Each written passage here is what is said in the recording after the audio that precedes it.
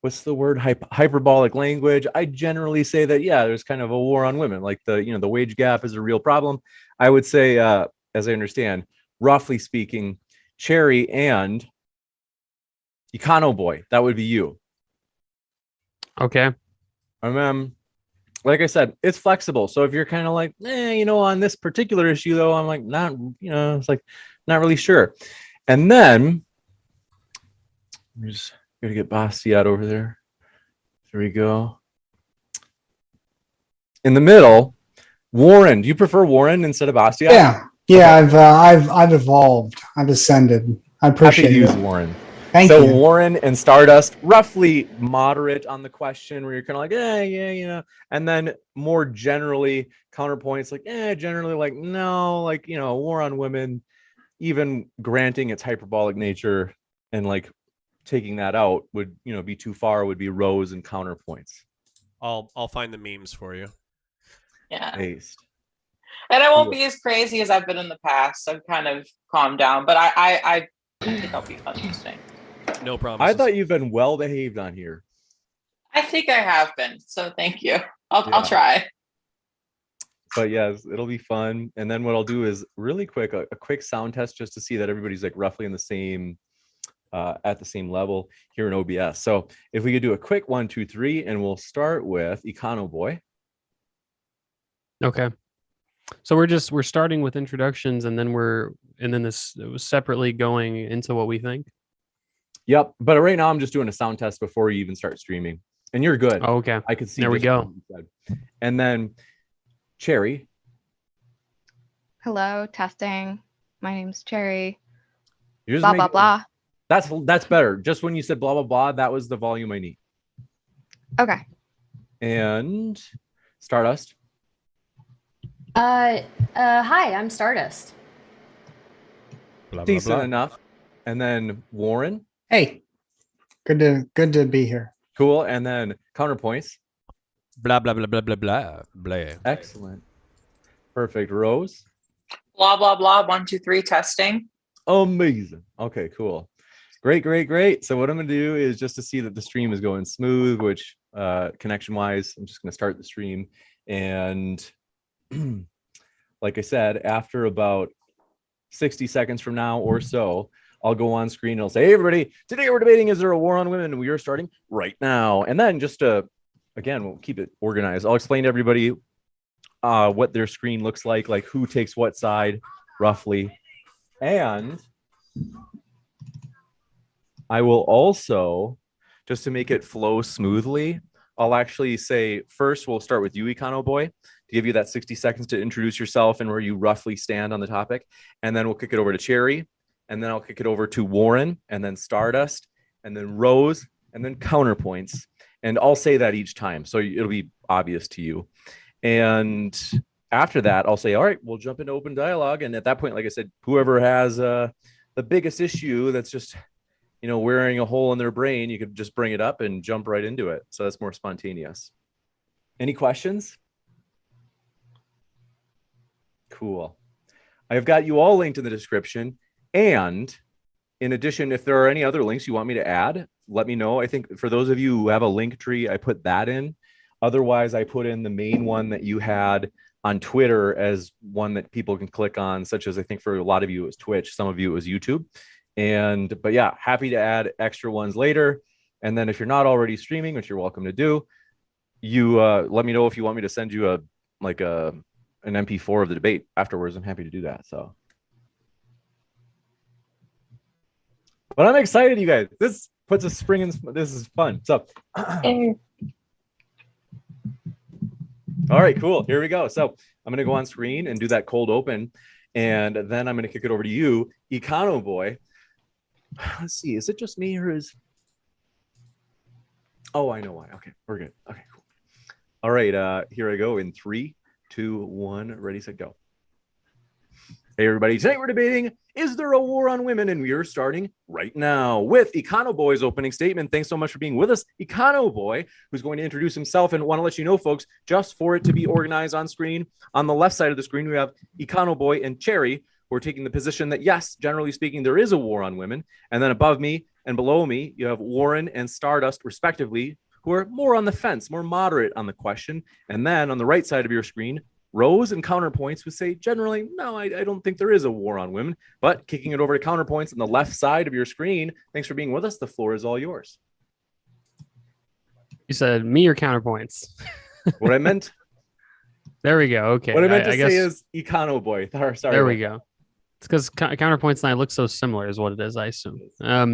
But yeah, my name is Econo Boy. I do mostly economics, and I do some politics stuff like this every now and then. But this might be a economic and political issue, so it should be pretty fun. As far as where I stand, outside of the hyperbolic, title, certainly I think there's systemic inequalities against women, and society can fix them with certain policies. So that's probably what we should do.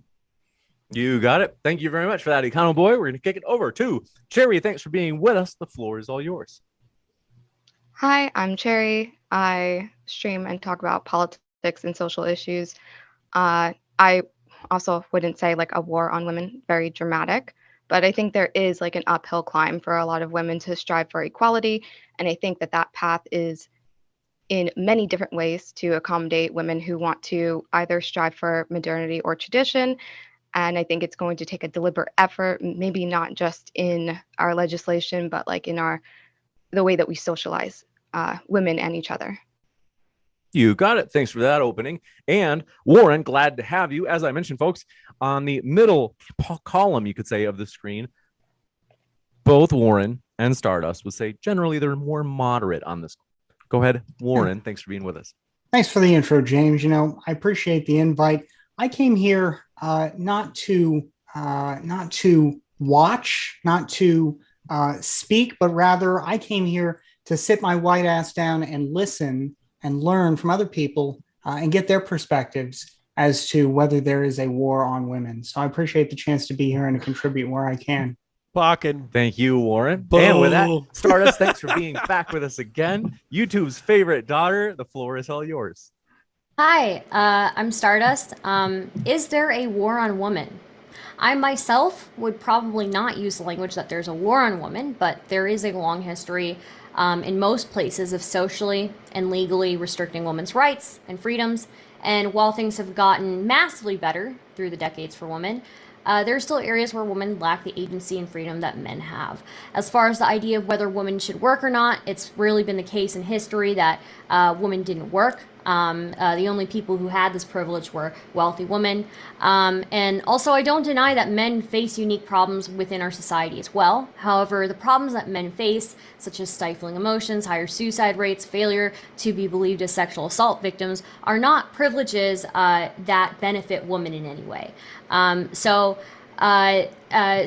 Basically what I would say is that men suffering from these issues does not lead or does not benefit women in any way. And while I may not use the language war on women, there are a lot of areas that we can improve upon and make families have much healthier lives.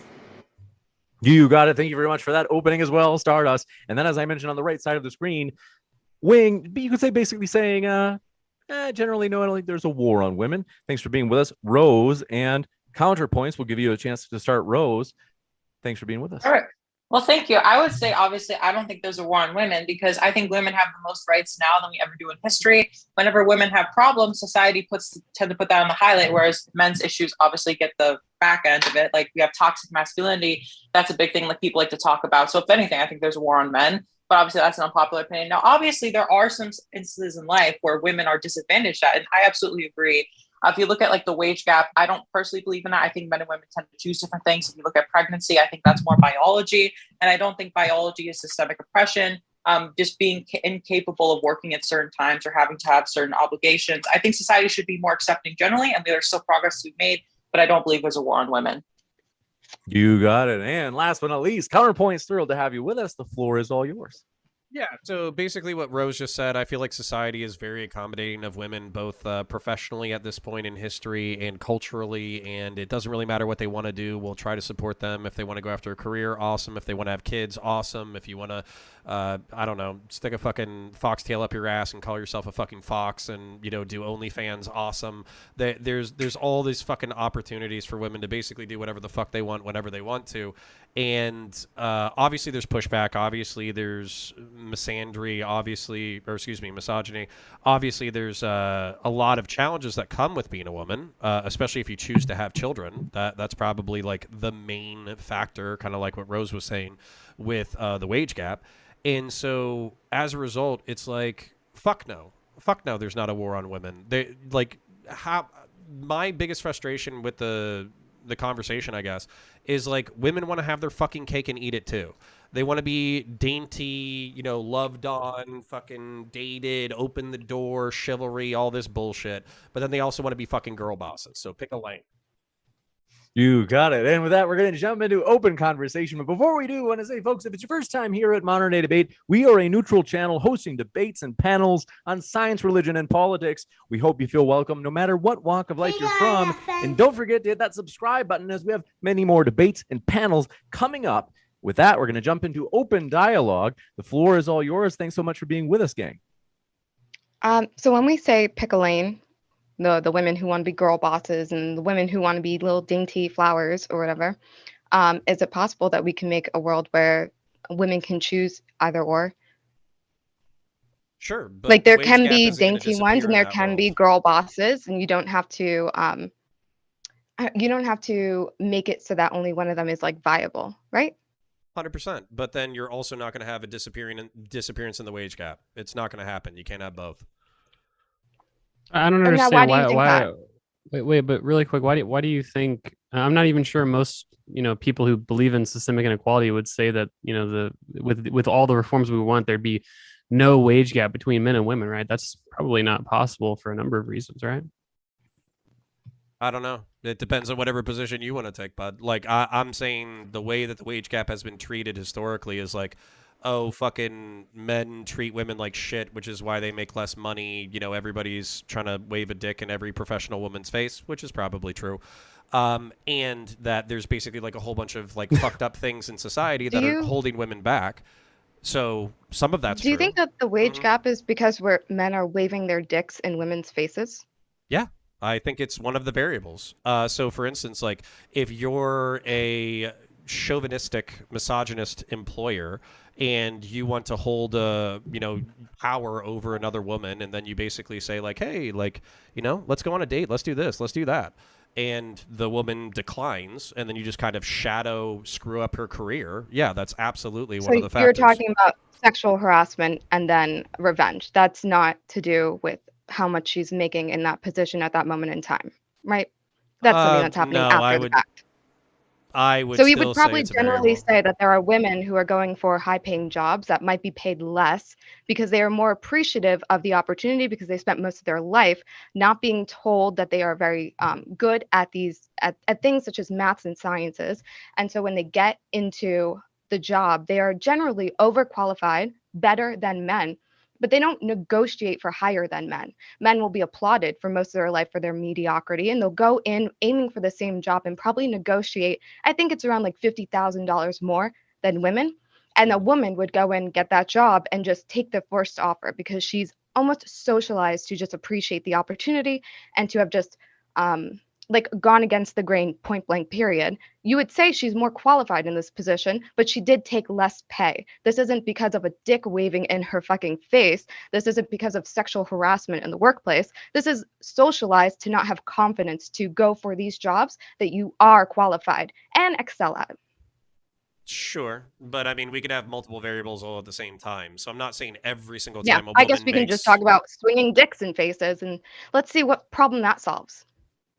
Okay. Well, I don't understand, Connor. So, like, are you of the position that because what are you even saying? You're saying the gender pay gap is misrepresented, but then you described a way in which I think that people who talk about the gender pay gap would say is a contributory factor, right? Sexism in the workplace, right? But so how is it being misrepresented? I don't understand. So you basically you have to bear in mind we're dealing with 5 years of culture war bullshit coming into this conversation. You can say that I Econo Boy, the fucking king of economics, understand the gender wage gap in a very nuanced way in which it's a multivariable analysis and blah blah blah. That's not the way that it's been portrayed in popular media. The way that's been portrayed in popular media is we live in a cis, hetero, patriarchal, sexist society in which men are holding down women. There's a war on women. The fact that they're attacking abortions, et cetera, is this giant misogynist plot to destroy everything that's fucking going on. That's the general through line. So if you want to come in here and be super fucking nuanced about it, I'm perfectly okay with that. But that just means that our worldviews are in line. I think I don't think it's nuanced. It's just being realistic about what the actual problem is, instead of just calling it a dick is in your face and that's why you're getting paid less. But but there is misogyny you keep within bringing that the up, but workplace, that's like 5%, like or 3%. Yeah, sure. I'm only going to bring up. Why did you bring it up if it's not? What if it's not even the majority of the reason why there's a pay gap, which I think most people who believe that there's a pay gap would say that it's not the main reason why there's a pay gap. I would not say that that is the main reason for the pay gap. I don't know why you would bring that up even then. So misogyny and men basically being sexist towards women or believing they're underqualified or thinking that they're token hires is not the major variable. You're saying that, I'm saying that. A dick waving in their face. A dick waving in their face is very specific. Sexual harassment, is very specific. I don't think that every woman in every job is necessarily getting sexually harassed, but I do think, there's some underlying misogyny that probably contributes, as well as the fact that women will take lower paying jobs or will take more time off, sacrifice their work time to be with their families. In the military, in the military, it's a metaphorical dick. Okay, it's a giant floating ephemeral penis that's out in the ether. Although I would like to make in the a military. Point that hold on, I got to finish my ephemeral dick shit. I mean, it is a real dick. It's a literal dick. I don't think we need to kind of, right. we don't need to really. But I want to talk about this is a serious issue for a lot of different people, and I don't think that we should, kind of treat it like a joke, because I mean, it's a real part of people's experience. I mean, some people really, that's part of their line of work.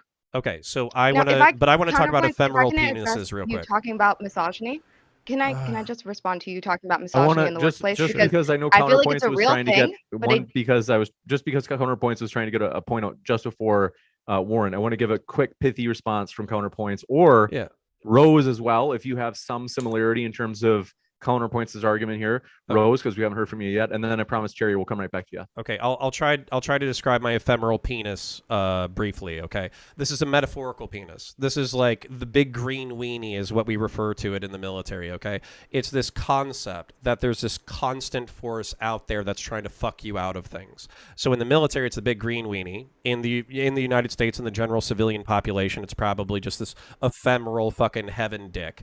But the point being that there's an undercurrent to our society that basically says that men don't take women seriously when it comes to the STEM fields, or they don't, they basically, don't give them the pay that they deserve right off the bat unless they're willing to fight for it. Unless women develop masculine qualities, they're not going to gain equality. So I don't know why we keep circling back to it, because it's really just like a single variable of like a multivariable analysis. My point, though, is that we're so aware of all of these variables at this point, that we're compensating for any of them in a really aggressive way culturally, to the point that I feel like whatever the war on women or women is, it's pretty much fucking dead. It's beaten. James, I want to give Cherry that response as promised, and then I want to hear from somebody new, hopefully, whether it be Rose or Startup. Okay. So Counterpoints, I feel like where you're really going is like, I don't know, really diving into sexual harassment, which is a concern in the workplace. But most of what contributes to the wage gap and maybe opportunities in the workplace for women that is directly affected by misogyny is the idea that there are men's locker rooms and stuff like that. The idea that cozying up to your boss, having opportunities to bond with your boss and to have personal favor and personal gain and make yourself really attractive in the eyes of your employers, these are opportunities that are really easy for men. There are spaces, the whole workspace is for men. These spaces aren't very welcoming for women. And I'm specifically talking about tech jobs here.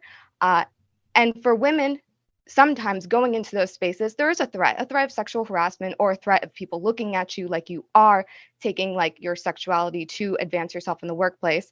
And so this isn't so much give women like a cheat code to go forward. Like these are things holding women back. They are not women's fault. This is how we are socialized. We're told that women are like off in the workplace. We're told women shouldn't be in these situations, shouldn't bond with the men in these situations. It looks like a sexual opportunity, and not being able to socialize in this way in the workplace does hold you back from promotions and opportunities.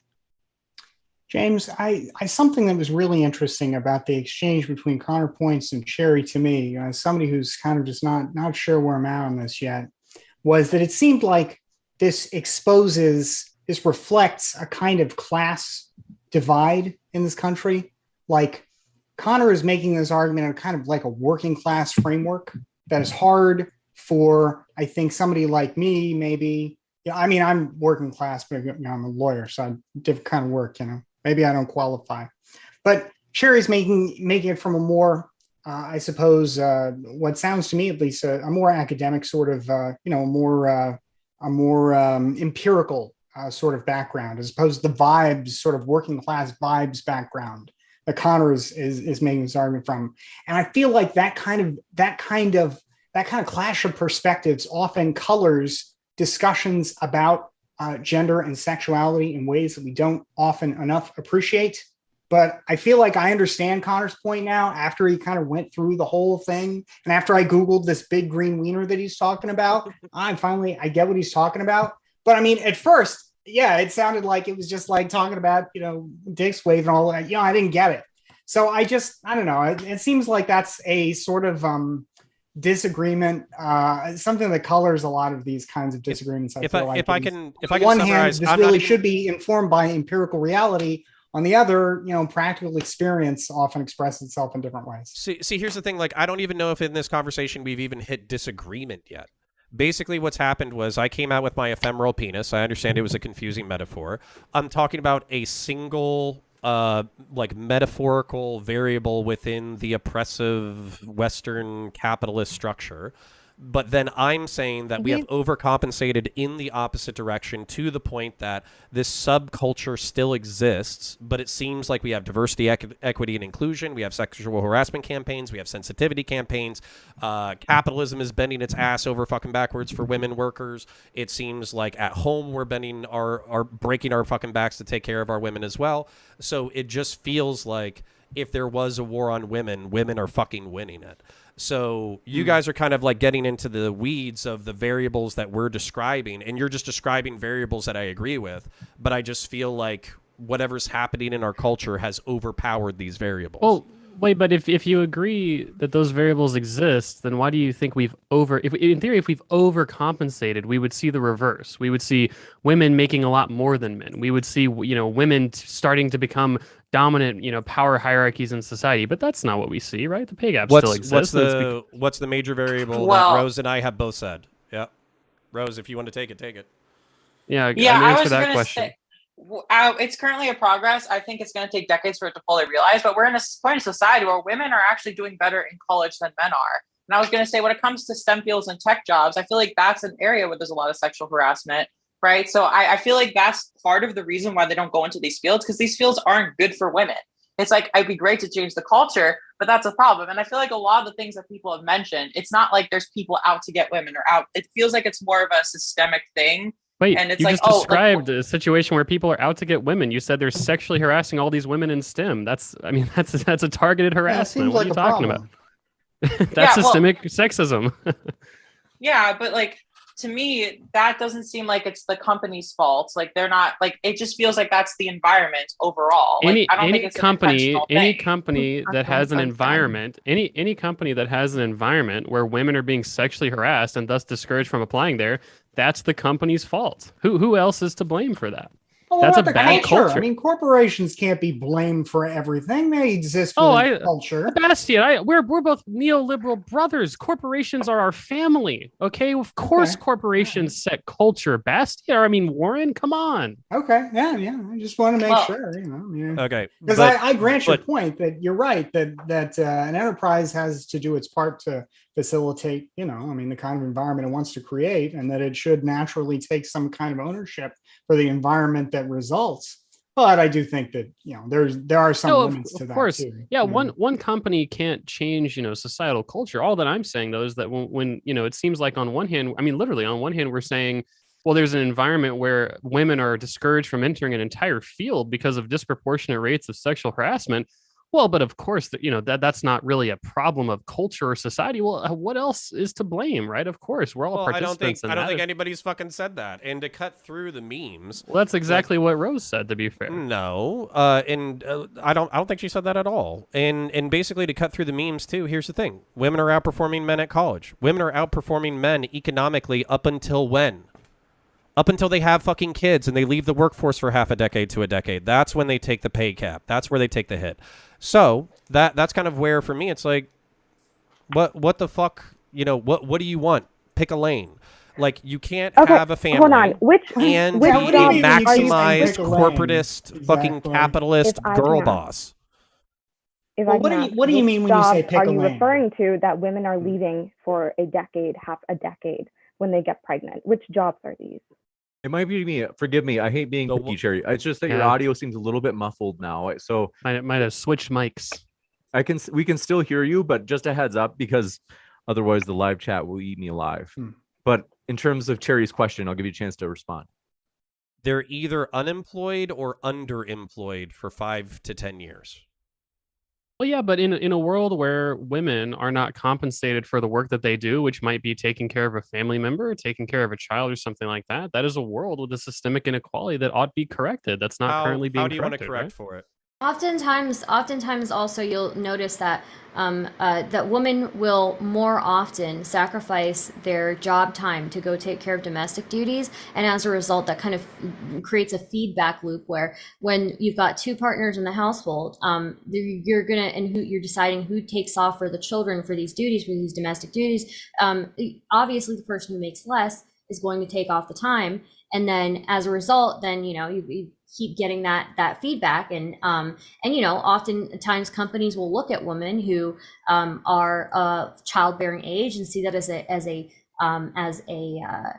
detriment, whereas they'll look at men who are within that age and they'll view that as a benefit to hiring that person, right? And so if things like paternity leave would be really great for men, because we should probably have more men having the ability to spend time with their kids at home. We should when we even these things as far as like pay gaps and stuff, you can definitely see maybe more couples will take turns in who takes time off work and who sacrifices that work time for domestic duty. If we were to control all the social variables and give men and women an equal chance to opt out of the workforce, do you think that it's actually going to be a 50-50 distribution on men either becoming underemployed or unemployed for half a decade? No, I don't think it's going to be 50-50. What do we think it's going to be? I don't think it's 50-50, but I think there's inherent there's like inherent, obviously biological things that come into factor here, but that doesn't mean we shouldn't strive to create the circumstances where men can have that choice. Sure. Yeah, I mean, Stardust is ultimately right that, you can control for the outliers all you like, but ultimately the point should be to have a society where the individual is free to pursue their own objectives. And then if more men, than women pursue one thing, more women than men pursue another, that's fine. But what's important is ultimately, I guess, that people have as much freedom as possible to pursue what it is they individually want to pursue. Right? If y'all want my wife to start working 50-hour weeks in order to pay for me to start taking care of the 2 kiddos or whatever, and basically change out DVDs and diapers and piss and shit and fucking clean up the house and play video games when everybody's asleep, I'm okay with that. Listen, I'm perfectly okay with this. But the point is that that's not reality. Well, just to be clear, are we talking about paternity leave is not reality? Because, they do that at some point. No, right? Because paternity leave or maternity leave is 8 months. Actually taking care of a child is decades. Well, I guess I'm not sure what it is we're talking about then, because I don't know that anybody anywhere in the world does like full-time, permanent, state subsidized, Sure. stay at home. That's why I said women disproportionately are underemployed or unemployed for a decade. Well, again, if men and women are in the same workplace and they achieve, like semi comparable rates of getting paid, then you've got the ability for more ability within this partnership for people to choose to take turns taking off for the kids, taking care of the kids, fathers to go and spend more time with their children. And I think that's, if anything, that would be beneficial to a family. Well, I think if anything, women disproportionately having to take off time because they feel like it's a better sacrifice because they get paid less, is just depriving these children as well from having a father around to also assist them with some of these things that they have to go and attend. So far this has been like a game of Battleship where like all of y'all have just said shit that I don't disagree with, so you're just like fucking dropping artillery shells into fucking open water. Like nobody disagrees with like staying at home and playing with video games and taking care of fucking kids and shit. What we're arguing is whether or not, as a society, whether or not we have screwed over women with these burdens, whether or not we've screwed them over in the workplace, where we're basically creating a culture war against the female gender, where we're saying, fuck you, you're second-class citizens, you're going to eat shit and take it. And my point is, no, the opposite has occurred. We are in a society that promotes and values women. It depends on who you're talking about. I would love to hear the examples. So I about some things. Like, for example, I get what you're saying. Like, maybe some things aren't visceral enough to rise that level, but I mean, other things seem like they would. Like haven't there been states now that have banned abortion to the point where now people can't get abortions even in many circumstances of rape or medical situations where they might need them, and as a result, women are being forced to bear children that in some cases they don't want. Women, or that is, say, girls who are not yet fully grown adults, are being forced to have children by agents of the state. I mean, that's a pretty shocking development among developed countries. And then also, it we have seems to hard add to into say the that fact there's nothing really that rises to the level of a serious kind of issue. I mean, maybe not to me because I can't get pregnant, I'll never have a child, but I mean, certainly for women, I would say also that that's a great example of like a very serious kind of like culture war, it seems, especially when a lot of these that there are cases where abortions are just a medical necessity for the woman, and now you see in states people talking about women being forced to carry pregnancies until the fetus inside them is already dead. And so I do think that there is a very serious issue there, and sure, maybe the work imbalances, there's always going to be some sort of imbalance there, but that doesn't mean we don't strive to make a work culture where there's at least the choice for men and women, at least a choice, at least the individual choice. Regarding work culture, this might be an opportunity to talk about STEM fields in particular, and more importantly, more specifically, their proportion of men. Is this because of some sort of war on women, or are there other reasons that it might be? Listen, I won't forget the abortion stuff. Yeah, I can hear you. I won't forget the abortion stuff if you guys want to get into the abortion stuff real quick, but if you want to get into the work stuff real quick, like, I'm okay with half the shit you're saying, and honestly, if you want to invert this shit, I'll invert this shit all day.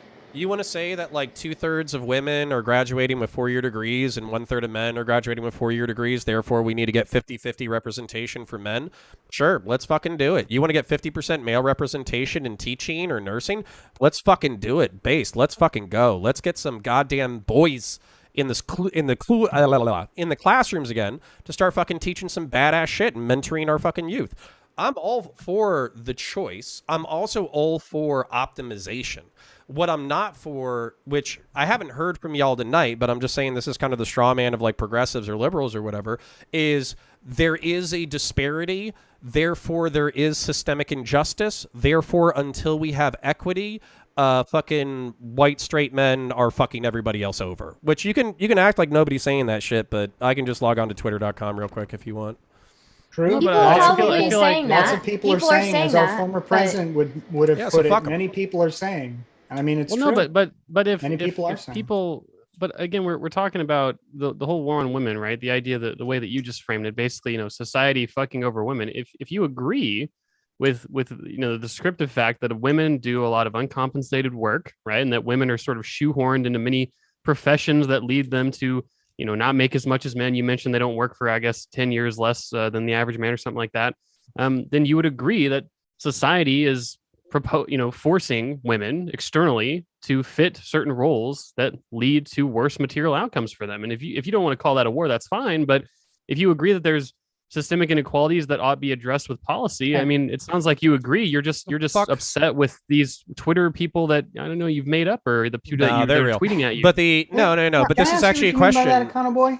When you say they're being forced to do this stuff, in what way, I guess? Well, we're talking about societal pressure, basically, right? I mean, I don't know. I mean, there might be some people who are holding more than societal pressure. No, we don't. Right? We don't. I mean, societal pressure for what, though? Can you repeat that? What about biology?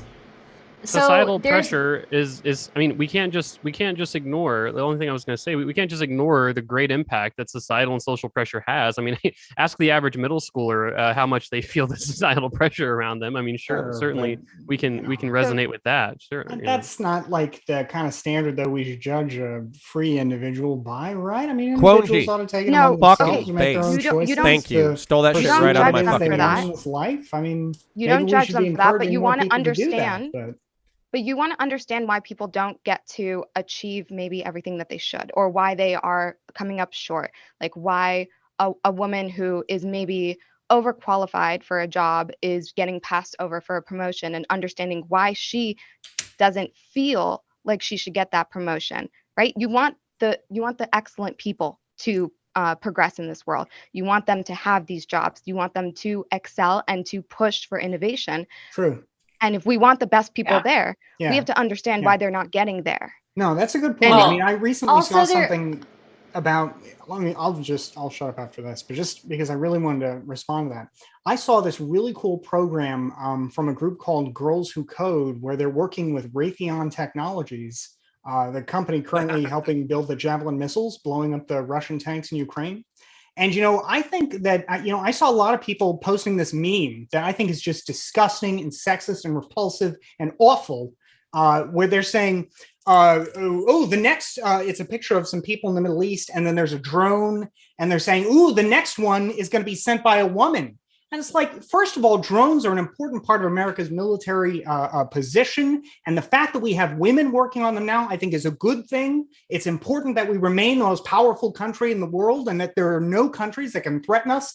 And the fact that we are now taking advantage not just of the talent of American men, but American women toward that goal, I think that's great. So but that's the thing. I'm excited by that. I think you're right. We're not just now taking advantage of it, but we're just now highlighting it because we understand that women are valuable here. True. So we know that showing them being valuable here instead of hiding them in history is going to be something that helps more women grow up and be not ashamed or not feel like they don't belong in this world or in this field or in this high-skilled industry. And it's people, honestly, like Counterpoints, that are like, I'm so sick of seeing this women representation. You're seeing it for a fucking reason. And also, I would like to add that even for forget about these industries that we're talking about now. Even female-dominated industries that in general are systematically undervalued and paid less, even for men in those industries, right? And though men who are in those female-dominated industries tend to make more, so there are tons of jobs that are very valuable that should be paid more, right? That are not getting paid more. They're like nurses should be paid more. There are female-dominated industries that are incredibly important. I think nurses are actually high-paying jobs. They are high-paying jobs, but they should get paid more. Okay, I haven't spoken a while, so I'm going to say a few things, and I'll try to get through them quickly. So I know this is going to back to what we said earlier in the conversation. I apologize. So first of all, there was a point made earlier in this conversation that women don't get paid as much because they don't advocate for themselves more. And I think the problem here is wage transparency. If people were more open about the dialogue, then we'd see that more often. And I think that'd be helpful. And also at the end of the day, there is systemic problems, but at the same time, you have to put some of the accountability on yourself. You have to advocate for yourself. And if you feel like a situation is unfair, you need to be able to go to your employer and say that. I think men and women have two unequal situations. I think privilege, I mean, you can see it as a privilege or a disadvantage depending on how you see it. Like men don't get to quit their jobs for 3 years, but at the same time, you can say that those years aren't, they don't get to work. whereas men get those extra years, which leads them to be more often to promote. I would say that women are more likely to do jobs where they enjoy themselves or are fulfilled by, whereas men more often will go to what pays me the most and might be more miserable from it. I mean, that's my personal experience from my own parents, what I've seen, but it could be different for other people. If men try to stay at home, society is really harsh on them. And the last thing is the drone meme. I think it points out the absurdity of our culture focusing on the wrong things. Our country is literally killing innocent citizens worldwide, but we're ignoring that and we're putting more focus on gender equality. And I think that's the point of the meme. Can I respond to the Warren? This is a geopoll. This is the war on women. Russian tanks. Those people are heroes who are developing those drones. The work they're doing is important. They're patriots, men and women. And frankly, I think it's great that women are doing this now too. More trans drone Also, pilots. if I can just say that Yes. that wage transparency is the reason why we know that there's a wage gap. So more wage transparency, that doesn't solve the problem. That is what's making us aware of the fact that the reason why some of this is because women don't know that they can negotiate because they are not socialized to have the confidence and to understand that their abilities exceed in these industries. Okay. So you just said a whole bunch of like wonderful empty sentiments. Congratulations. So, okay, hold on. So, like, this is my thing. How far do y'all want to extend your logic? Like, I'm okay with extending your logic. As a matter of fact, like you kind of pointed out, in some circumstances, it's actually helpful. But, like, are we going to, like, extend this out into, like, MMA fighting? Electrical linemen? Are we going to extend this out into bricklayers and fucking sewage workers and shit? Like, are we going to say that it's systemic racism up until we have 50% fucking... Why is this a Sneeko line? Nobody watches the WNBA. Get out of here. Well, nobody does watch the WNBA, but that's not my point. I don't think where does the logical extension of your worldview end? I don't think anybody's... Counterpoints. Hold on just a second. Just really because quick. there's too many at once. We'll give you a chance to finish counterpoints, and then we'll go over to Stardust. Oh, I think you have a point. Okay, yeah. So I'll finish the idea really quickly. No, I don't give a fuck about the WNBA or women's soccer or any of that shit. What I'm saying is, where does the logical extension stop? Because so far we have a formula, and the formula is disproportionate male income, disproportionate male representation equals systemic fucking gendered bias. So if we have a job, let's say 50% CEOs, 50% trans drone pilots, 50% fucking Raytheon engineers and all that kind of shit. We hit all the cool jobs. At that point, are we going to continue to extend the logic and say, shit, only fucking 5% of bricklayers are fucking men, or excuse me, women. Only 5% of linemen and sewage workers are fucking women. We got to bump those numbers up, and we're just going to sociologically manipulate fucking women to doing these jobs until they fucking want to. Well, the bricklaying jobs, the ones that you're talking about, those are very high-paying jobs, but those are jobs that have, they don't have a high pool of people willing to or skilled enough to work those labors.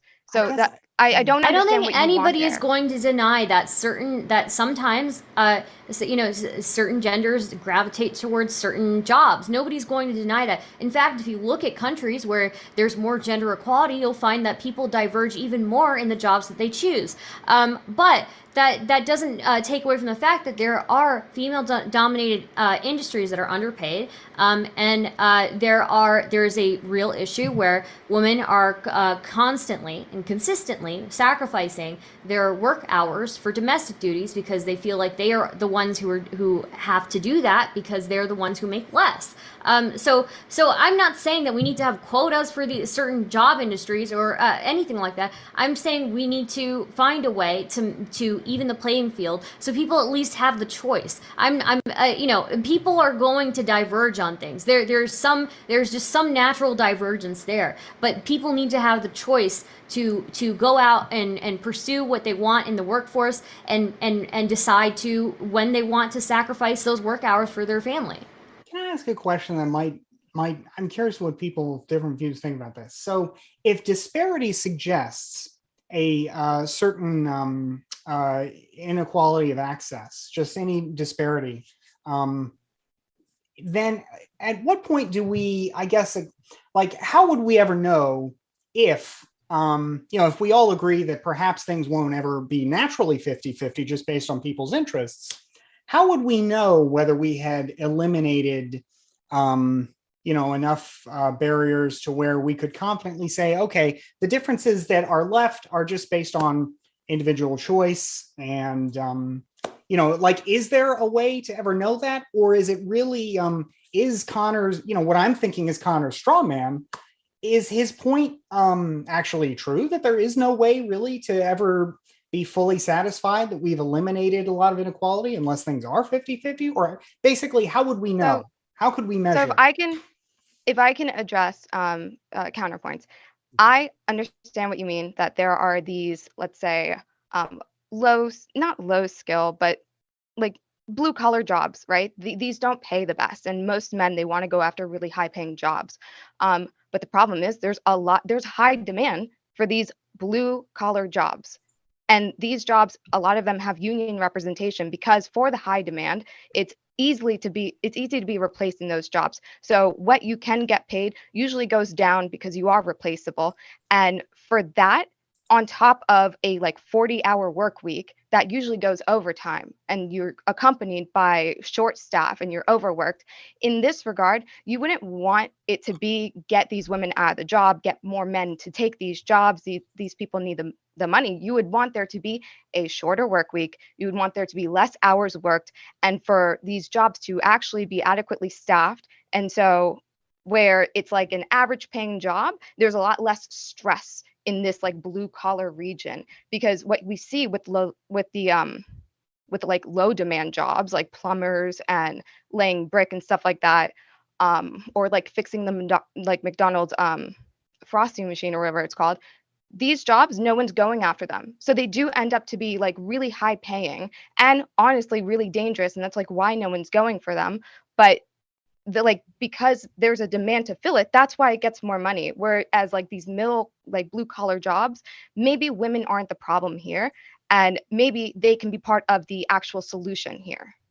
Well, I'm not sure if I understand. Are you saying that the problem is that some people have to work too hard and there's too many hours and they get too much overtime? Because like it seems like for the people they're forced to work overtime. They want They're that. forced to work overtime. We're talking about men being dissatisfied, right? Men doing these blue collar jobs that aren't being paid very much because they would like to go for high paying jobs that they feel like they have to compete with women for. So if we want the quality of life to go up for men and for women to be able to compete for these high paying high skilled jobs, and there's men who are not matching up to women's skill and their graduation level, we should probably make it so that these blue collar jobs lead a more fulfilling life, that maybe becoming like filthy rich isn't like the path, or like you can make the same amount of money now, but with a lot less overtime, a lot less strain on your day-to-day life, more hours to your day, give them health care so that they can have an enjoyable life outside of their career. I would like to answer Warren's. Sorry. Oh, sorry. Go ahead. Yeah. You had asked earlier if there is a natural divergence, if there is going to be a divergence. How are we going to determine that some of these disparities in pay are not a result of actual inequality and just of personal preference? And I think we can determine that. We've looked at like gender equality and how it's measured in different countries, and we've seen that in these different countries where there's more gender equality, you see more women choosing certain fields and more men choosing other fields. You see the divergence even more. So I think there are ways to measure this without that can make things pretty clear, because if they're able to measure even that much, I think they're able to measure these different disparities and measure the opportunity that somebody has if they choose to sacrifice or not sacrifice. But do I have to deal with that bludgeon? Hold on. Do I have to deal with that bludgeon 100 fucking years from now when we have like 90% fucking nursing females, 90% teaching males, and we have like gender equity or equality like across like all these different levels?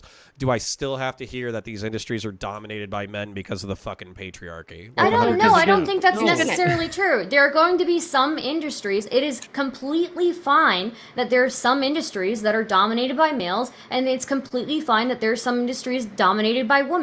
This again happens in countries where it happens in countries where there's even more gender equality than there is here, and I think that that's fine. But we do have to acknowledge that there are certain industries that, even though we think that they're well paid, or we think that they're they're fine or whatever, that are systematically underpaid, and those tend to be female dominated industries that are very valuable industries.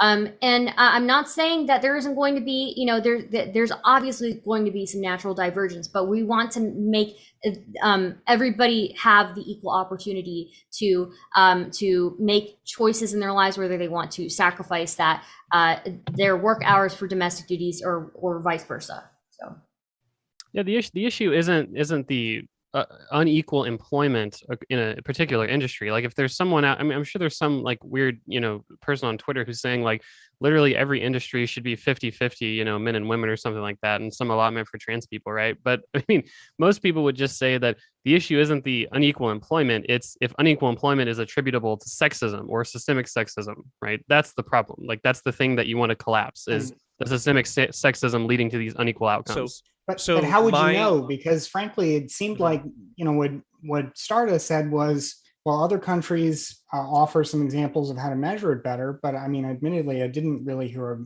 a like kind of endpoint where we could know. Yeah. And then Sherry seemed to be saying that basically we have to reshape all of society, not just make things more accessible for women, but, change the fundamental nature of work. Even for perhaps people who want to work lots of overtime and I mean, I want other people to have opportunity, but I don't want to be, I don't want to change, my own ability to work and earn and achieve. I mean, if I have to give that up, that's I'm not really interested. So what I'm talking about is not so much changing high skill. I'm just curious labor. What they are. That's all. Mm-hmm. So I'm not talking about changing high skill labor, but if we do look at the majority of jobs in this country, they are blue collar. Let's look at Amazon Workhouse and FedEx delivery drivers, people like this, and it's individuals like Connor who understand, hey, as a man, I want to make money, right? That's my goal. That maybe I'm not super motivated for a high paying job because I'm interested in this. I want to make a lot of money because I want to support my family, and that's what's important to me. And the fact that men will have resentment for women who maybe deserve to be there and get there, and they honestly don't deserve to be there, they would lose to a woman. We have to make it so that these men have satisfying, fulfilling lives in their blue collar industry. Now, I'm glad you mentioned that, because that is an interesting point. Now, I didn't really like the way you put it earlier when you said there are a lot of mediocre I might have scrambled. men, but you are nevertheless probably correct that there are men who basically are somewhat invested in the status quo because they sort of fear that they would lose out on, or they would have to change. They would have to work a little harder, compete a little hard. I don't know how common that is perhaps now compared to, say, the past when a lot of this got going, but I think there's probably something to that. And it sounds like you're saying we need to create opportunities basically for low performers, because high performing women will outcompete lower performing men. And those lower performing men need to have opportunities that they can do perhaps alongside lower performing women too. Yeah, hold up. Yeah, and the only way. Sorry, go ahead.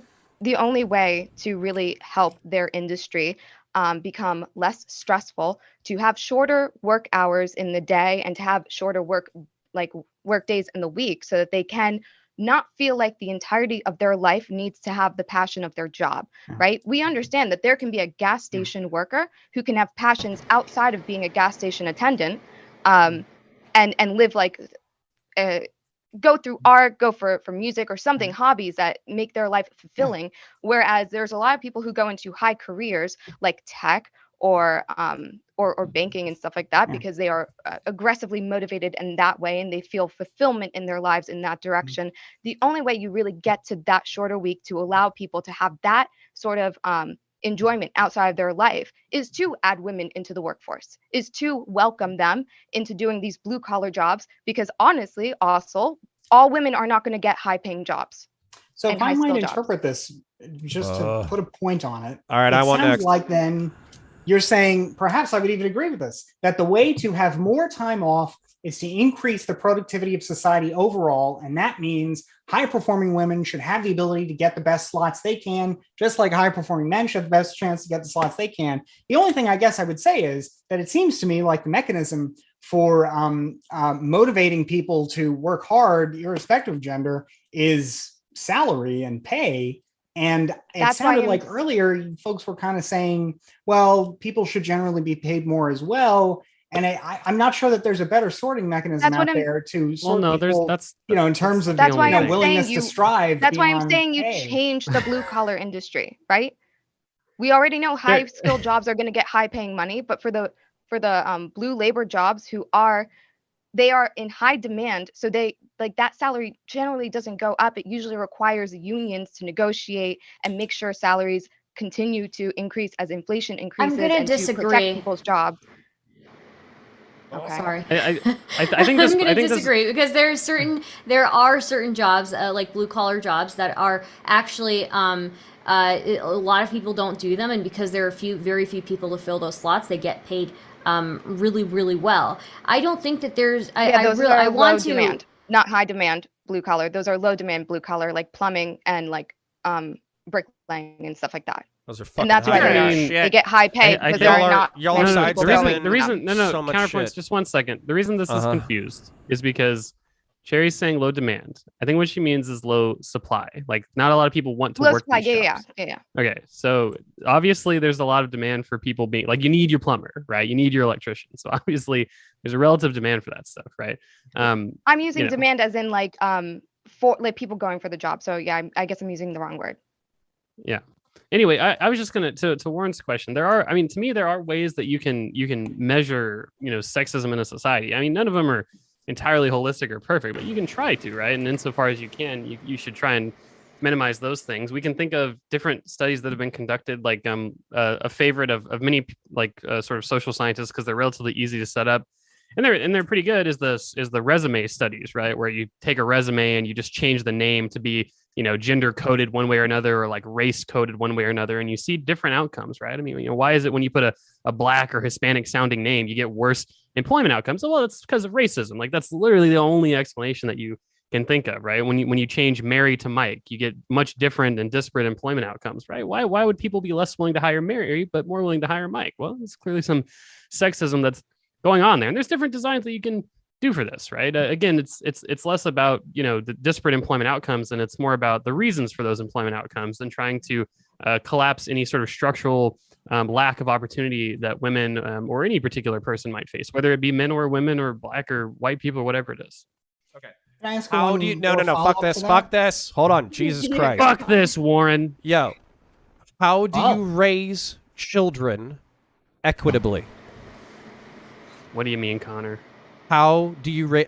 exactly what I fucking mean. How do you have an exactly 50-50 fucking share of labor, domestic labor, income, hours off Counterpoints. work, How are you not getting education? this? I feel like no. Go I ahead. have explained this. I've explained this as simply as a human being can explain this. My comment has not nothing to do with about anything you fucking said so far It is. tonight. It is.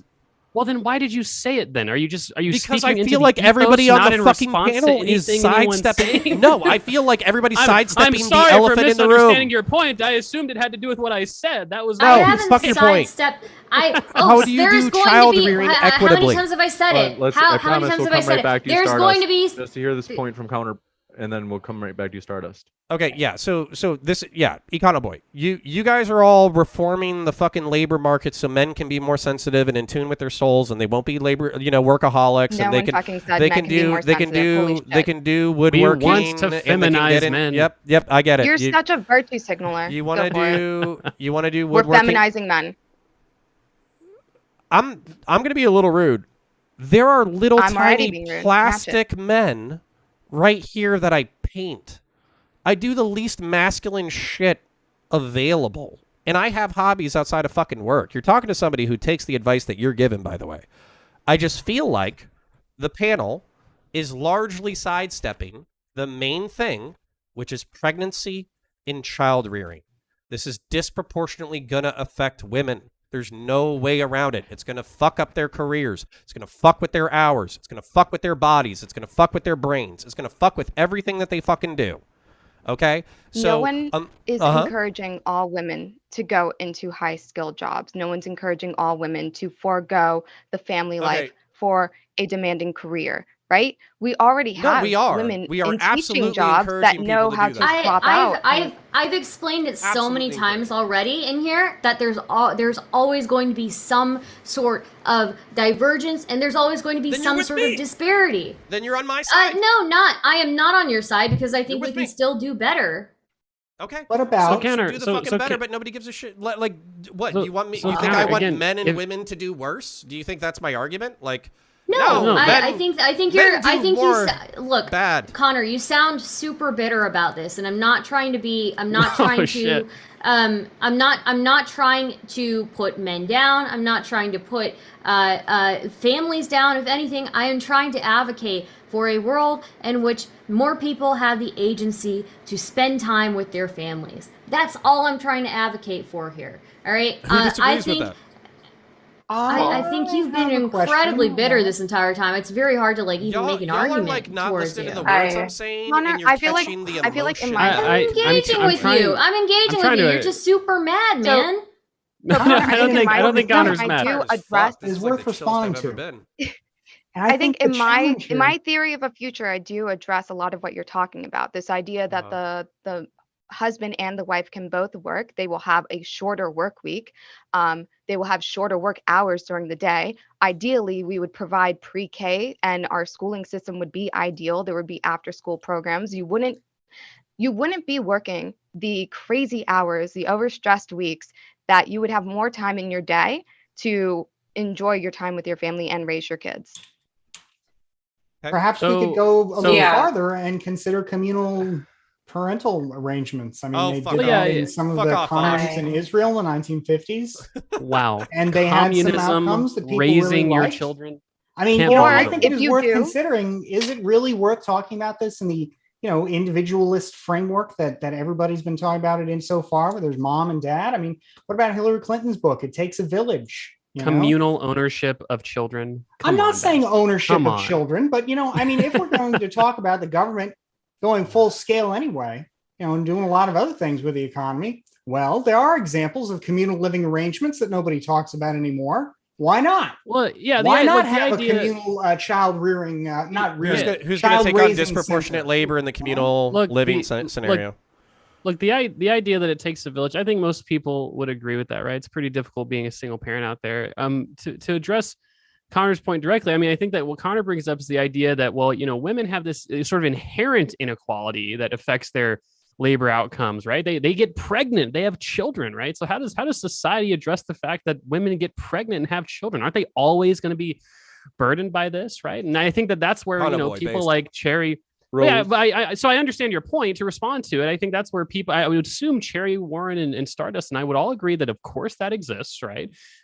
However, I think that what we would also say is that insofar as women have, number one, a free choice of that pregnancy, and number two, that pregnancy does not necessarily systemically disadvantage them for labor market outcomes, then that's totally It's fine going to, for women though. to take time off. Yeah. Rose, No, but any it thoughts? doesn't. here- It doesn't. It's going to. But it doesn't here, have. Connor, It doesn't have to we- though. That's How? the We've actually already seen legislation trying to help with this, with families who the wife does get pregnant, wife is raising kids, and so they're cutting down to a one income household, where we do live in an era where most families need two incomes, right? We saw the child tax credit. So that's essentially our government. Maybe this is the village. We provide money to the mother, and essentially we value stay-at-home moms in this way. We make it a job. We make it an income that's going directly to raising that kid. So we are placing value on women who do not choose to join the workforce, but instead want to stay home and raise kids. I would still support that, and maybe Rose? even increase how much they gave. Rose, any thoughts? Yeah, I have a lot. So I'm going to do this whole thing again. Apologize. So first of all, I think one of the main things, it's a huge problem when women are forced to work 9 to 5 and they're expected to do most of the homework.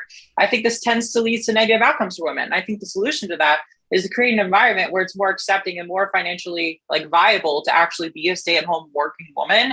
Because we used to have these, you just mentioned, there used to have these one income households, and we don't have that financial economy anymore. I think there's a lot of great women who are getting overlooked. The problem is when you say things like there's a lot of mediocre men, that kind of falls on deaf ears, just the way you phrase things. I know it means the same thing. Why do women get paid less? Personally, I Men think can there's a few handle being reasons. called mediocre. They need to start accepting it. I Whoa. don't think that's going to win anyone over, and I don't like that language, but whatever. I just think that why do women jobs get paid less? there's a few reasons. I think the main one is that when people get paid, it's directly correlated to what the market value of those jobs are, and that the jobs that women tend to choose, tend to be different in that way. But however, I would say if there's no shortage in job openings, then the pay is going to be lower because they're not desperate for people. They don't need to like hire the wages so that they can have people that work there. There's already like a huge supply and there's a huge demand. So they don't need to do anything there. Also, I would say the greater issue overall is that wages should be increased. You can argue that people work in factories, like where food production is made. Like that's the most important of all. We saw what happened in the pandemic. The people doing the basic jobs are basically upholding the whole system. Why aren't they getting paid more? Like, I don't think it's just like a men women thing. I think that there's some valid points to be made there, but I think it's more complex than just that. Well, look, Yeah, I don't they're think getting paid the men. market rate, man. They're getting paid what they should be paid. I don't think Fine, can I women just- have a monopoly of on being underpaid. That's, I mean, I don't think anybody would disagree with that. I mean, but everything you just described is a systemic inequality, right? When women are sort of socially cordoned off into care type roles that pay less, Okay. right? There was a study that showed that states that had more gender accepted, or I could say more less traditional family role structures, women tended to have less proportional roles in childcare activities and childcare positions, which pay less, and the gender pay gap was lower because of it. I mean, everything that it seems like Rose, Boy, this whole debate. I feel like you can understand. One more sentence. One more sentence is that. Well, it seems like Rose, every time you're talking, you mention systemic inequality, systemic inequality, systemic inequality. But then you're saying, well, there's no war on women. It feels like we just have a problem with the word war, but we're agreeing that systemic inequality exists. I mean, sure, we agree then. Econo boy, fuck me. Okay, go ahead. Shut up, counterpoints. God. What have you got? Well, counterpoints. If you have a thought that was related to an earlier point from Econo Boy, I'll give you a chance. Otherwise, Rose, if you have something you want to respond to from a later point from Econo Boy, go right after. I got the coronavirus. Right, my brain's a little fuzzy. So Econo Boy, I feel like you can hear me and track exactly what I'm gonna say. Y'all, I hear you. All right. I love you. I love you and too. I respect you. Thank you. So I feel like with the variables that we're talking about, y'all are bringing up variables that we can fix. Hypothetically, we might disagree on whether or not they can be fixed, but we believe that they can be fixed. Better work hours, better worker conditions, better family care, better hours, blah, blah, fucking blah, right? Why you address Econo Boy if you're talking about all of my ideas that I've said on this Because channel? I'm sexist. God. So anyways. And mediocre, by the way. Thanks. Women need to accept the fact that they're fucking mid, okay? So, Econo Boy. But what I'm saying that I want you to address is that there are just some things about pregnancy and child rearing that are going to hit women disproportionately. And when you have people like Sherry and like Stardust and like Warren saying, we just want to balance out the opportunities, but we don't care if we actually have a 50-50 representation across the board on the higher ends of shit. We just want to maximize the opportunities for everybody. Then you're still going to have a disproportionate fucking hit for women just because of the way that markets, pregnancy, biology, and child rearing work. So you're saying you can solve the system? I don't think you fucking can because of the way it works. So here we go. I know that you're addressing Econo Boy, but you're kind of talking to me and addressing all of my points. So I'll respond to you. The same way that I think there are men who need to be told that they're mediocre, there are women who need to be told that, hey, you go raise a fucking family. This is what you want to do. You're going to be miserable trying to work an office job, trying to work a desk job. That's not for everybody. We understand that. And sometimes it's okay to choose tradition. Sometimes not being an independent girl boss is perfectly fucking fine. You could be the white girl with the fucking white sweater and the Ugg boots and live, laugh, and love. I love that for you. Just live your life the way that you want to do it. Be the type of woman that you want to be. Be the mother you want to be. I'll have a question or when you're the done. fucking career woman that you want to be. And let that happen and let that exist. And I think that stuff like the child tax credit allows women the opportunity to choose that. Okay, I have a question though. Hold on. Quickly, as an God damn ordinary it. citizen, I'm totally okay with doing things that don't cost extra money for me, but I'm very skeptical of doing things that will cost extra tax money for me, Based. especially in a time of rising international competition where we need to increase. So, our Bastiat, defense do you budget. think that I mean, investing I'm- Fuck, in no, come on. I'm open do you to think some, investing but- in our Sherry- new generation is costing you taxpayer dollar, or is Sherry- it saving you money in the future? Well, I'm not sure. I mean, that's really I guess why I mention it. I'm interested God. in reducing discrimination, but I'm not interested in paying more to reduce the discriminatory behavior that other people engage in. I'm not engaging in this Okay, behavior. hold the I fuck only up. have so We're many drifting resources. away. I'm We're another drifting away. person with scarce resources You got too. counterpoints. So I guess I'm curious. Like maybe there are things we can do, perhaps that cost more, cost less.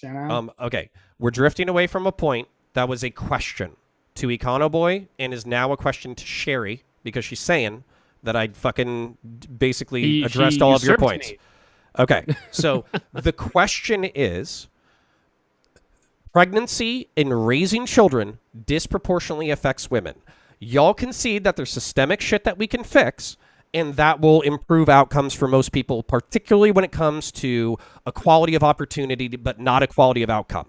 So what I'm saying is, there's an equality of outcome like prescription from y'all. You're saying you can solve the gender pay gap. You can solve disparate outcomes between men and women.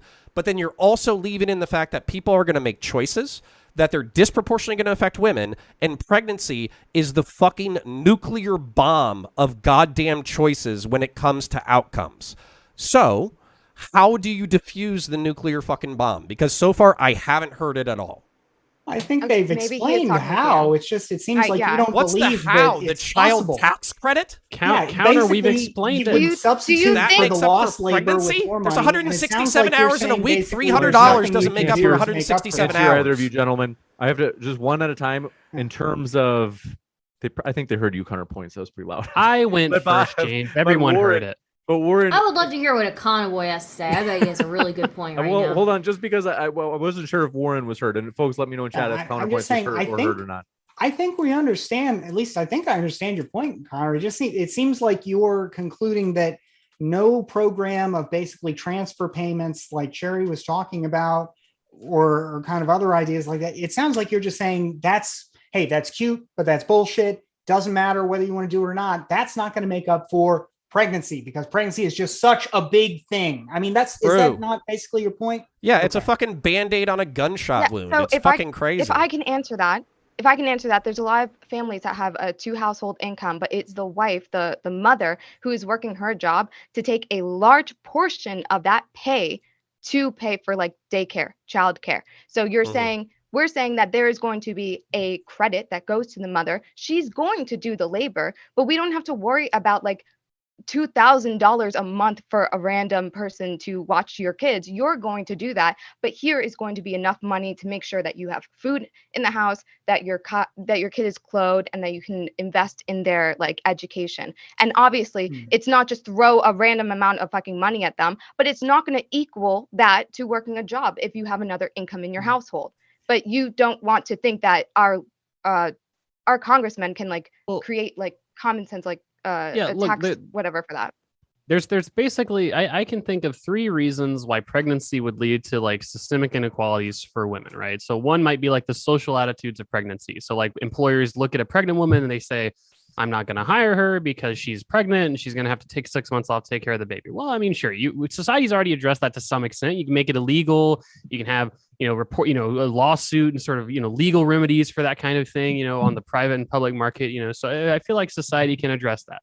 The second thing is loss of income, right? I mean, if you're out taking care of a child and you're not out working, right, you're not making money, right? And so that's what we've said in this panel 1,000 times is uncompensated work. Society can come in, compensate women and, basically stay-at-home parents for the work that they're doing, taking care of their children. And then the third thing that I can think of is loss of work experience, you could say, right? So, if you're taking care of a child for 5 years until they go to kindergarten, well, that's 5 less years of work experience that you have. And so you're going to enter the labor market labor market stay at 30 with 5 less years of work experience as male, 30-year-olds, right? And well, society can do a couple things to solve this. That's not perfect, right? But you can provide education to these women, right? You can give them, like I said, money so that they can afford to train themselves. You can also engage in certain policies that many governments engaged in, right? You can look at different policies, and there's a reason, for instance, that the Middle East and former USSR countries have these incredibly high rates of attainment in STEM degrees for women, right? It's because the government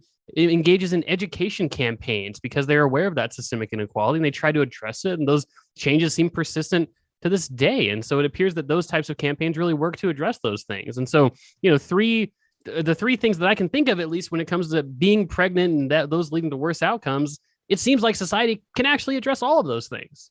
Well, for what it's worth, though, it does seem like you were conceding part of what Connor is saying, in the sense that you can do something to address them, but you can never really completely close that gap because there's no substitute for the time spent raising the child, having the pregnancy. Well, no, because there's no way to ever really fully close the gap. No, there's always, it depends on what your preferences are, right? If your preference is I want to have a career and you get pregnant, right, then obviously the pregnancy is going to be somewhat burdensome on that career, in the sense that you're going to have to take at least a few weeks off to have the baby and recover and stuff like that, right? There's always going to be some minimal level of burden that you have, sure, but right? We have substitutes for that, Econoboy. But Cherry, we have maternity leave. And let's hear the rest of what Econoboy has to say. Because she's. Thank you for sticking up and making sure men talk. Go ahead, Econoboy. Well, Cherry, it's just that you're interrupting, but I'm actually agreeing with you. That's exactly right. What I just said was that there are actually policy solutions to all of these problems that go towards solving that gap. I mean, there's a reason that there are many households with both children, but also women that earn more, right? It's because apparently there are solutions to these problems.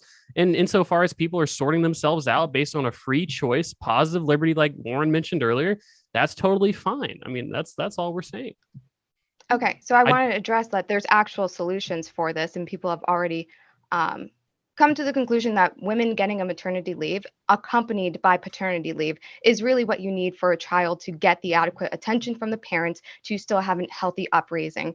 And that after, I think it is a 3 to 6 month period, that there is no harm in the parents going back to work, and that the child was able to bond with the parent efficiently enough that you would want the child to be able to have a healthy relationship with the family and socialize with their parents. So we have addressed this, and it's not in every industry, but it is something that is progressing towards more industries.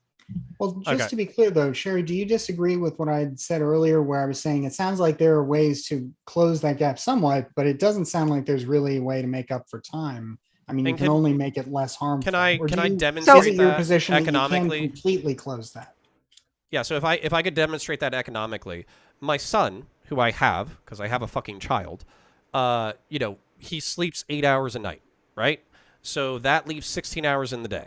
16 times, let's just assume my wife is going full time. 16 times 7, that's 112 hours.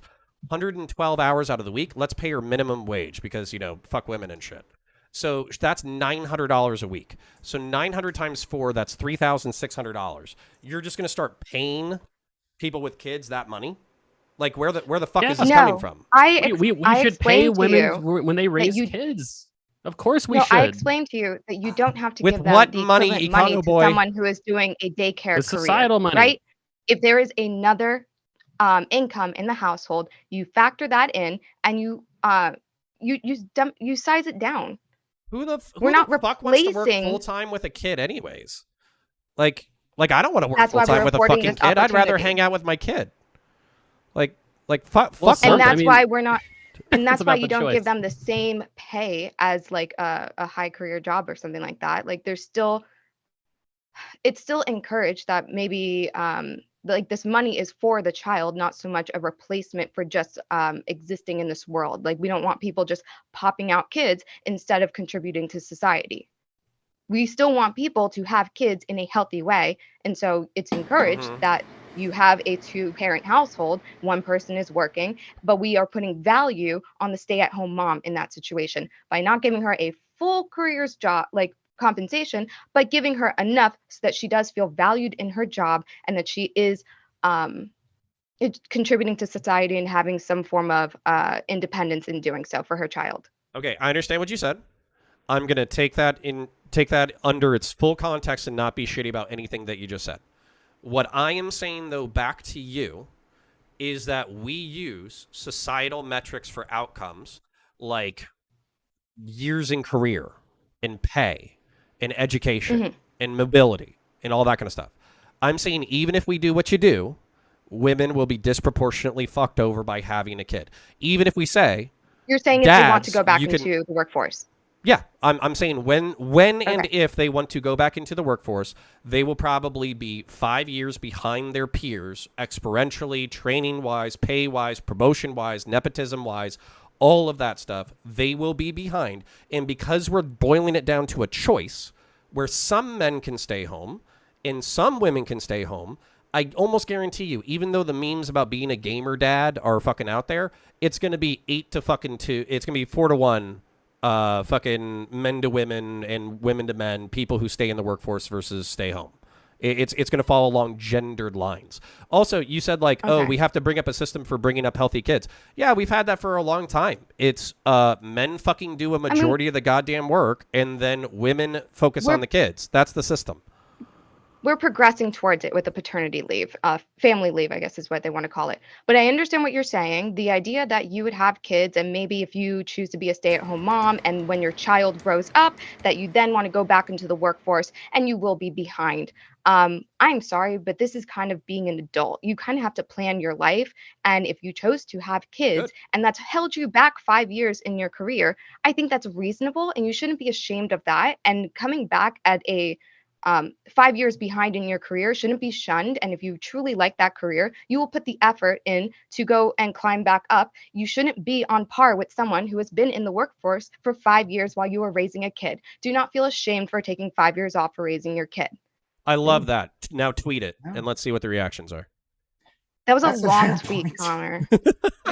Well, I think that is a fair point. I mean, that's while I agree with what Sherry said, I think there's never that the sentiment you just expressed, Sherry. I don't know that there is a lot of I think you're right, because ultimately, what's the alternative? That somebody who's done that work is set in relative terms back.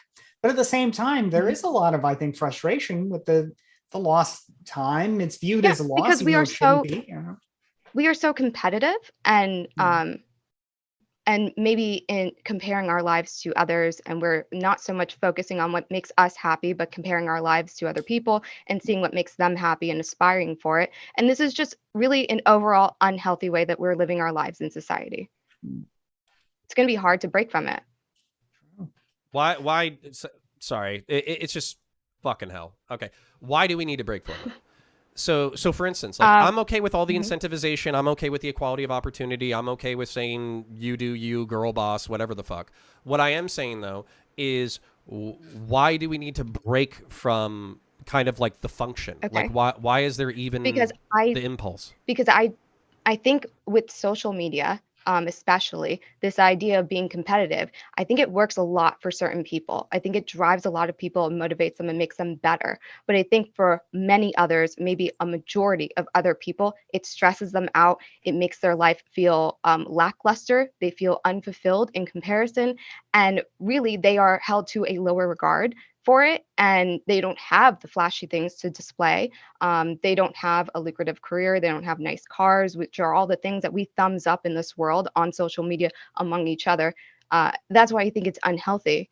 And not because this never works out that way, but I think for most people, this is not working out, and it's contributing to a unfulfillment in their lives. Okay, based. All right. Rose. Yeah, Before I was we go going to into say.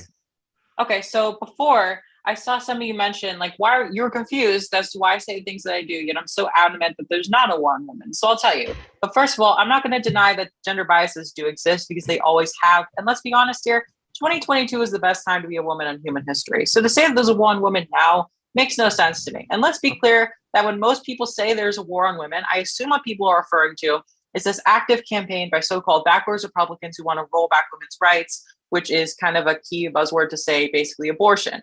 they'll mention a case of someone who was like 10 or 14 years old and wasn't able to get one, which is obviously awful, but it also doesn't really represent most of the cases. Whatever. I don't want to get into an abortion debate because I don't think this is what it is. My perspective, I've been raised in a liberal family. I've heard feminist messages my whole life and how awful it is to be a woman. I transitioned and I feel like society treated me better. I just don't see enough to really suggest that there's this like huge societal campaign against women. I just personally don't feel that way.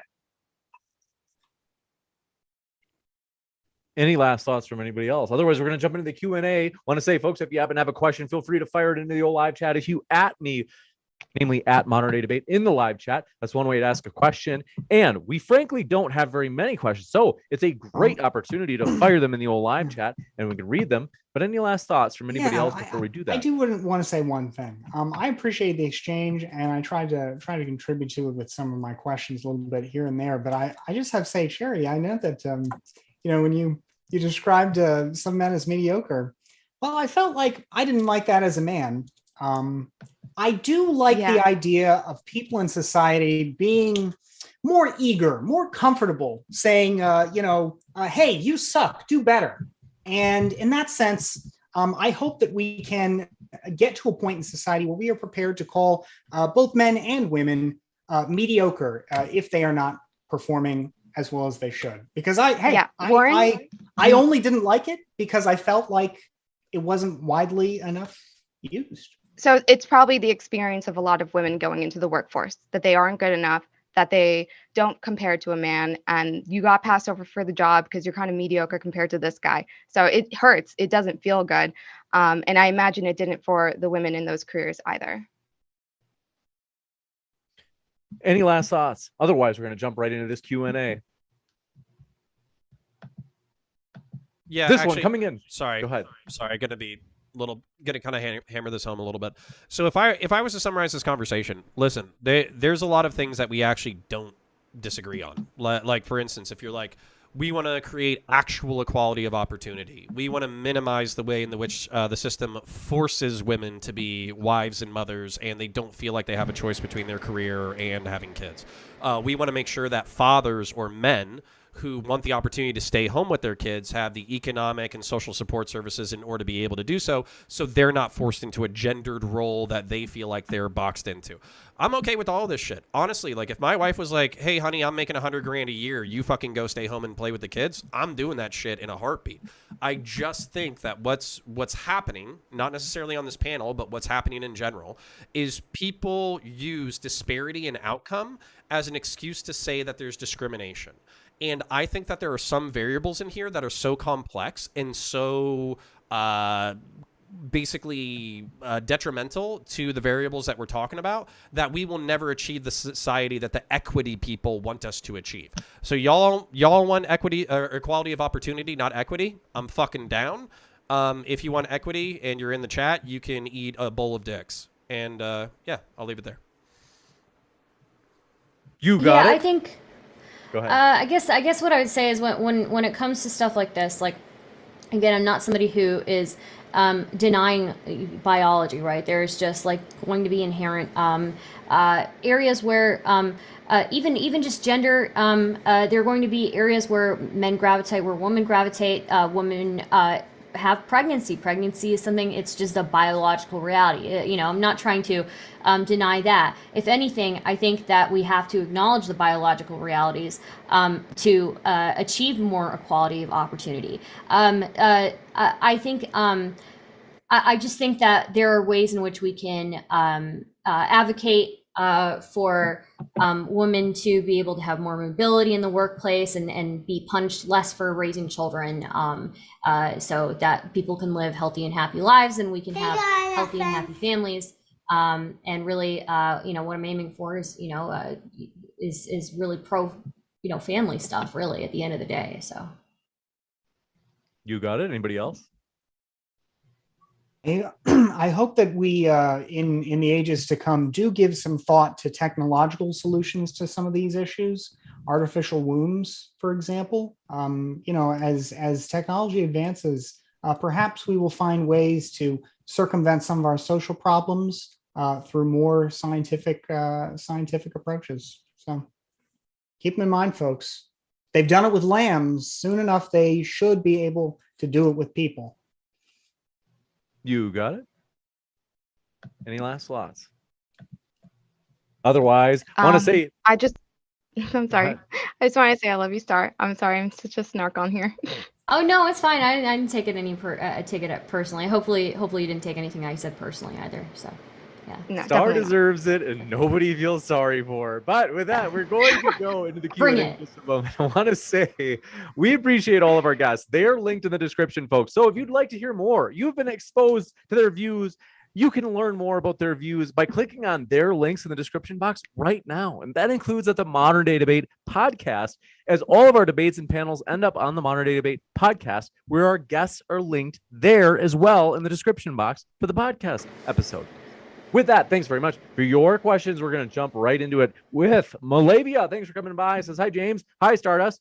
And glad to see the rest of you. Glad to have you, Malavia. And we're looking for substantive questions, so I'll at least this one really isn't, but I'm gonna at least read one. They say a war on women is as silly as flat earth, but we're also looking for substantive questions for the Q&A, folks. This one from Sunflower says, the nature of all female mammals is to nurture and closely guard their offsprings.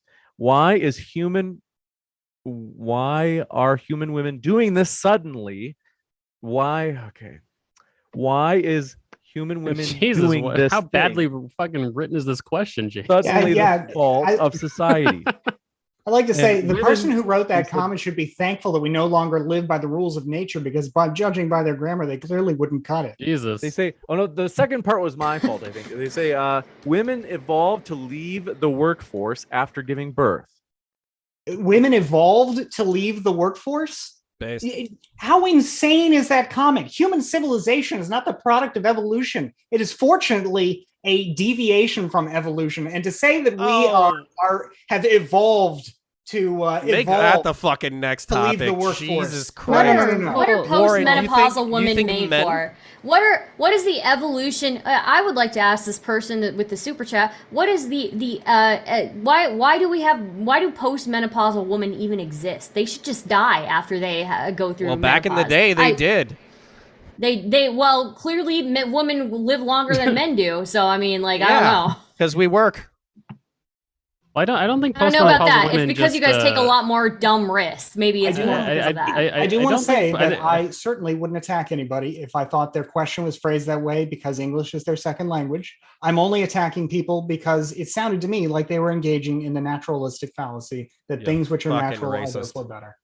Well, I mean, obviously, I remember I heard a philosopher once. He was arguing with some religious theologian. He basically said, what makes us so special? The question was, what makes us so special if there's no God? To which the philosopher said, well, I mean, there's a lot of things that obviously make humans unique and special relative to other animals, right? I mean, of course that's the case. So, you ask the question, right? Why would human women want to not necessarily nurture their children or want to work outside the sort of naturalistic gender paradigm? Well, I mean, it's for a lot of reasons, right? We're allowed to contemplate those things, or we're able to because we're humans. We have that ability. Sounds like a bunch of postmodern, post-biological bullshit to me, but okay. Oh, and Marxist. Postmodern neo-Marxist. Clean your room, buddy, okay? This one from Bubblegum Gun says, bruh, how is repealing the 19th a war on women? Look, all that would do is end women's suffrage, and if you believe in the suffering of women, then what the fuck? I mean, I only giggled because Warren did. Go ahead. Anybody else who had a response? Nah, that's Econo Boy hit it out of the park. This one coming in from Melody Kate. Thanks so much. Says, it seems that women are truly hated by so many people on the debate and in the chat. We deserve to be who we want to be. As a tech person, I promise there is discrimination. No, I mean, it is absolutely true that there is, I tried to ask some questions to get at other things, but I mean, spending, I guess the first 2 or 3 of these online debates I did when I started doing this stuff, it becomes obvious that women just get talked over more, that men are quicker to talk over them, that there is definitely an element of sexism. I'm not saying anybody did that in particular here or anything, but I think that that's like it's obvious that those are real and abiding factors in society. The reason I was asking some of the questions I was asking is, I mean, it does, the question really is, should the state do anything about that? Or should we as individuals just be more mindful of things? And to me, I guess that's kind of the most interesting point is, what do we think the government should do? Because that's when we start saying, okay, well, I'm going to reach my hand a little deeper into your pocket or change your life or send the police out for X, Y, or Z a little more often or something, which is why I think that's a point to focus on instead. But that's absolutely true. Anybody else? Counterpoint. Look, I'm on board with what Warren said. Anarcho-communist communes raising of children. I'm on board with that. Bastiat said it first. I second it. Okay, now. He goes by separate... Warren now. Please use his correct name. Yeah, you can call me anything you want. Just don't call me late for dinner. I like that I'm on a panel with boomer jokes. So So human beings, while amazing, are not separate from fucking nature. It's like the height of fucking arrogance to believe that we're separate from nature or biology. Absolutely. Like you can engineer against human nature, but the best engineering of like human beings is oftentimes working with nature. Like Pavlovian response and training and like food reinforcement and positive reinforcement and negative reinforcement. These are all things that are rooted in nature. So to pretend like we can just engineer past our own desires or engineer past what's good for the species, it's post-human bullshit. Fuck no. I mean, don't you think that eventually it would be possible? I mean, in some ways it already is possible. Sure. If you want to create the Terminator fucking movies and you want to have like the Matrix and post-humans fighting fucking classic humans, yeah, sure. If you want to go that far, go that far. I'm more of like a CRISPR gene editor, peak humanity kind of person. I don't like the fucking robot shit. So this one coming in from, do appreciate your question. Oliver B. Perez says, how do you think this debate will age in the far future with the singularity around? Well, obviously, I'm the one that talked about artificial wombs being the way to resolve questions of pregnancy and perhaps abortion as well. So, I mean, I guess in that sense, I've taken the most future-friendly of takes, that the only way to really solve this stuff long-term, we can get closer to it with policy, but the only way to really address it long-term is to transcend our limited human meat forms. I'm tired of my meat body. I can't wait till I have a metal body. It's gonna be awesome. All humans should be born in a tube. Me more than anybody. Artificial wombs. I'm all for that. You got it. And thank you very much. This one coming in from, just a moment, page is loading. But I want to remind you folks, our guests are linked in the description. If you have not checked out their links already, now's a great time. You might as well, you can have more than one tab open. You can open it right now and then you can watch later, right after the debate gets done. Sunflower says, Warren, the workforce, quote unquote, in the evolutionary context would just be whatever the heck women were doing before they got pregnant. So didn't women evolve to become full-time moms after giving birth? I mean, I guess it just seems to me to be a little like it sort of blows up the meaning of what the workforce if the workforce is just anything we're doing just outside of pregnancy. I mean, ultimately, what we're talking about is like you can talk about you can talk like that, I guess, at a very simple level. If you're talking about a very, I guess, rural life where we really are still just like very directly connected to the land, and there's only so much that any human being can do. But I mean, it's like the way that the Soviets tried to do central planning, not just at the base level of economic development, but while the economy got far and away more complex, they still tried to use the same analysis. We can plan everything, we can figure everything out in advance and run the economy accordingly. Similarly, to say that evolution has some real bearing on the kind of complex economic structures that we have assembled here in the 200 years since the Industrial Revolution kicked off, I think it's a connection that really does not bear, that really just has long ago outrun the value of what evolution and talk about evolution can take us to. You got it. This one coming in. Nice try, though, Sunflower. I see you in the chat, and I think it's pretty fun. They're gunning for you. Bender well done. Over says, with declining birth rates, is encouraging women worth the collapse of soy society? True. Well, look, Actually, I yeah. Sorry, go ahead. yeah, go on, James. Sorry. No, that I was was just all. gonna. No, I was gonna say that a lot of people take this position. I think it's a fairly odd position that we need to curtail people's freedoms because of a lowering of the birth rate. I think that we would, to some extent, right, we would agree that lowering birth rates and depopulation presents unique societal and economic problems. But I mean, I'm not sure if the justification for an authoritarian either culture or government is in the depopulation problem. Certainly not in my opinion. Yeah, actually, Yeah, I mean, sorry, go ahead. yeah, go ahead. Oh, I was gonna say, yeah, I don't like as much as I've kind of half memeingly been sexist and rude and shitty on this panel or whatever. I actually don't like that conservative instincts are to like fuck individual freedom. We just need to come up with this weird authoritarian fucking trad con Christian empire in order to rebuild whatever America was. I think that's bullshit. I think what you need to do if you're one of those people who thinks that society is collapsing is I think you need to go talk to human beings that are outside. I think you need to develop real relationships with people. I think you need to have 2 kids with a significant other that you actually give a shit about. I think you need to pay your taxes, learn how to fight, learn how to shoot, learn how to cook, and be a decent fucking human being. And I think all of those steps, all of the things that you will learn in those steps, 1, they will alleviate your anxiety about society collapsing. And 2, you will actually stop society from collapsing a little bit by engaging in those behaviors instead of shitposting on the fucking internet about how fucking Black Ariel is a sign that the Jews are slowly taking over our society. Like, chill the fuck out. Go touch grass. For what it's Or- worth. Oh, I'm sorry. Go ahead, Sherry. I was just going to say another strategy is do what Nick Cannon did, become a millionaire and put your seed in as many women as you possibly can. Another True, option. the Genghis Khan approach. Black I nationalism. think it Yep. is worth remembering too that Ah. declining birth rates are not Consensually, by the way. Yeah. I mean, I'm not. Yeah. Consensual black nationalism.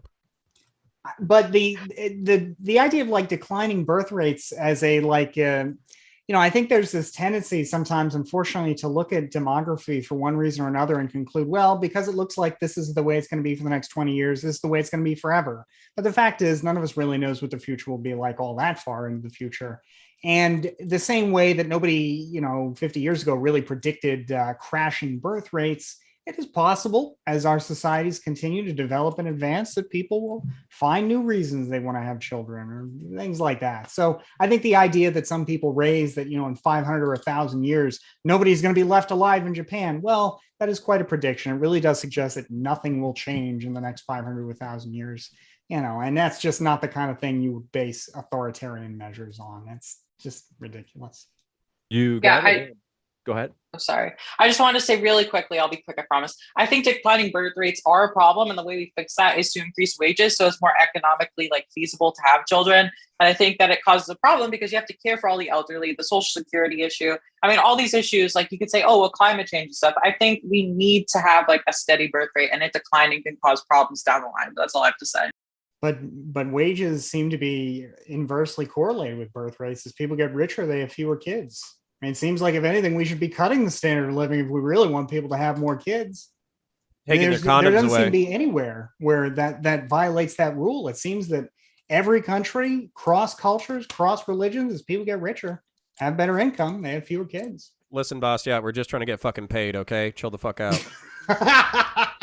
Hey, I mean, also trying to keep the we have to wages down acknowledge- so I can Studies. consume more.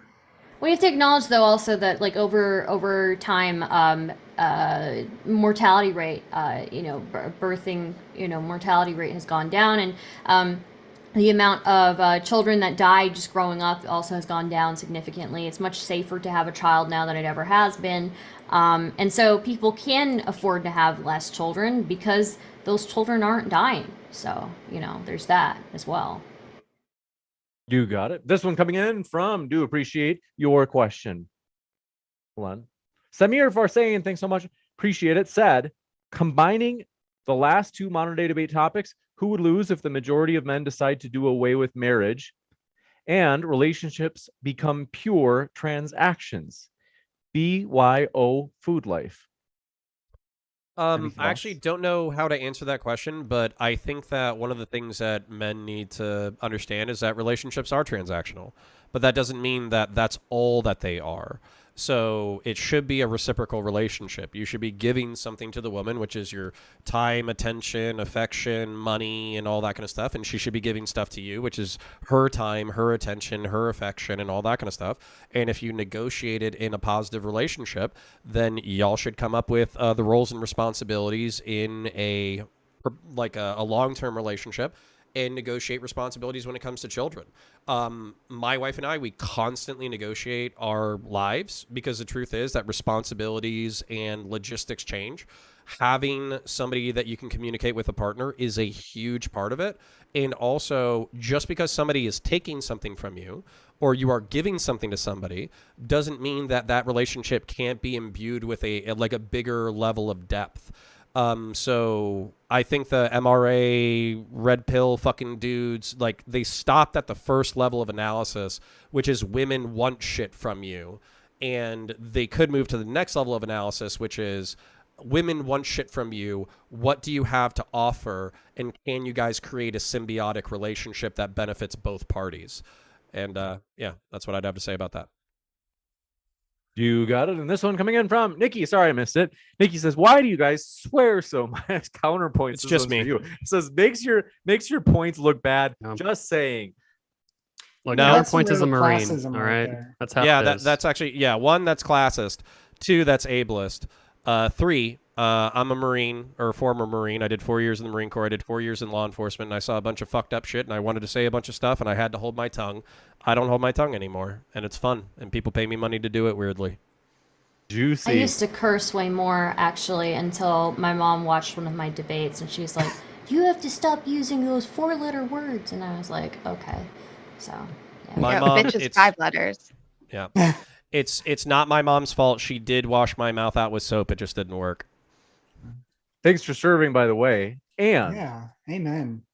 also want to say, yeah, that's something we rarely say, but anybody in chat, if you've ever served, anybody watching, thank you for serving. And also want to say our guests are linked in the description. That includes Counterpoints plus Rose, plus Warren, plus Stardust, and Cherry and Econo Boy. Also, I did want to say this is something that's encouraging. There are just a few more questions. Bear with me, but I want to say I was encouraged by this. We did a poll earlier, and that it was like very well distributed. So not only are there conservatives like Nikki, which thanks for that chat, Nikki, but also there are people who lean to the left. There are people who are in the middle, and it was very evenly split, which is encouraging because we hope you feel welcome at Modern Day Debate, whether you be politically left, politically right, Bernie bro, Biden backer, Trump supporter, you name it. We're glad you're here. This one from Pimpladon says, ask, is there a war on women in the sense that now women are expected or forced to work in a relationship and shun motherhood because it takes more than one income to survive? Yeah, if you want to flip it and basically say that there's a cultural pressure for women to do it all and to have it all, I would say yeah. And also on top of that, like, I'm not trying to get all conspiratorial, but I do think that it's a little messed up that, like, we kind of reached a balance of economics in like the 1950s and 60s where families could survive, provide a good quality of living, and basically take care of their families on a single income, and women could choose to work if they felt like it. But nowadays, it's literally like the only reason why my wife isn't working right now is because I basically doubled my income within a couple of years. If I hadn't done that, both of us would be working full time with a child and potentially with a second child. So, yeah, it's a fucking nightmare out there. Well, it is So- worth recognizing there are a couple things about that, I suppose. One, that people's interest in consumption, their ability to consume, has gone up a lot. And I think a lot of people don't really want to give up that consumption, even if they might say, I'm not saying this is you, Connor, but even though they might say, well, I wish we didn't have to work so much, but also I don't want to give my vacations. I don't want to give up other parts of my, modern standard of living. I do think that's one element. Another element that is also worth recognizing is that the cost of housing, healthcare, and education has gone up considerably in that time, much farther than it was in the past, primarily, I would argue, for reasons of regulation and government restrictions, but especially with respect to housing. But ultimately, I What don't about think there's any what about conspiracy. I think it's just stagnating? that Okay, what people's about demands have gone stagnating? up, and the cost of some fundamentals has gone up in part because And what about stagnating wages and the replacement of Yeah. wages with credit? Yeah, And I what about don't- the elimination of benefits Yeah. from the workplace? Yeah, I don't agree with the idea that wages have been, say, stagnant since 1970, because the problem seems to be actually the total compensation has continued to grow up, but the cost of providing those benefits has continued to climb as well, in part because of America's dysfunctional system of quasi-private, quasi-public healthcare that has resulted in the highest cost for healthcare in the world, even though it produces outcomes that are, at least among developed countries, what we might call mid or mediocre. So, I mean, there's a lot that's really eating into what is otherwise an increasing pool of total compensation. Corporations are doing great work on that, but it's just being wasted because of the way that we in this country choose to do regulation of housing. For example, zoning restrictions. Any of you who have ever tried to stop the construction of a new housing development are to blame for the fact, in part, to blame for the fact that it's so expensive to pay rent now. So these are problems that are just kind of unfortunately complex, because on the one hand, a lot of us want these benefits. We want these protections. We don't want big buildings to come. We don't want big new apartment buildings to come into our neighborhoods. Some of us, at the same time, if you can't build new houses easily and cheaply, well, what you get is less supply. And that means that what you've got costs all that much more. So I think Connor's point is very well taken. It's just that it's unfortunately the reflection of a lot of preferences that people in a democratic society have said they want.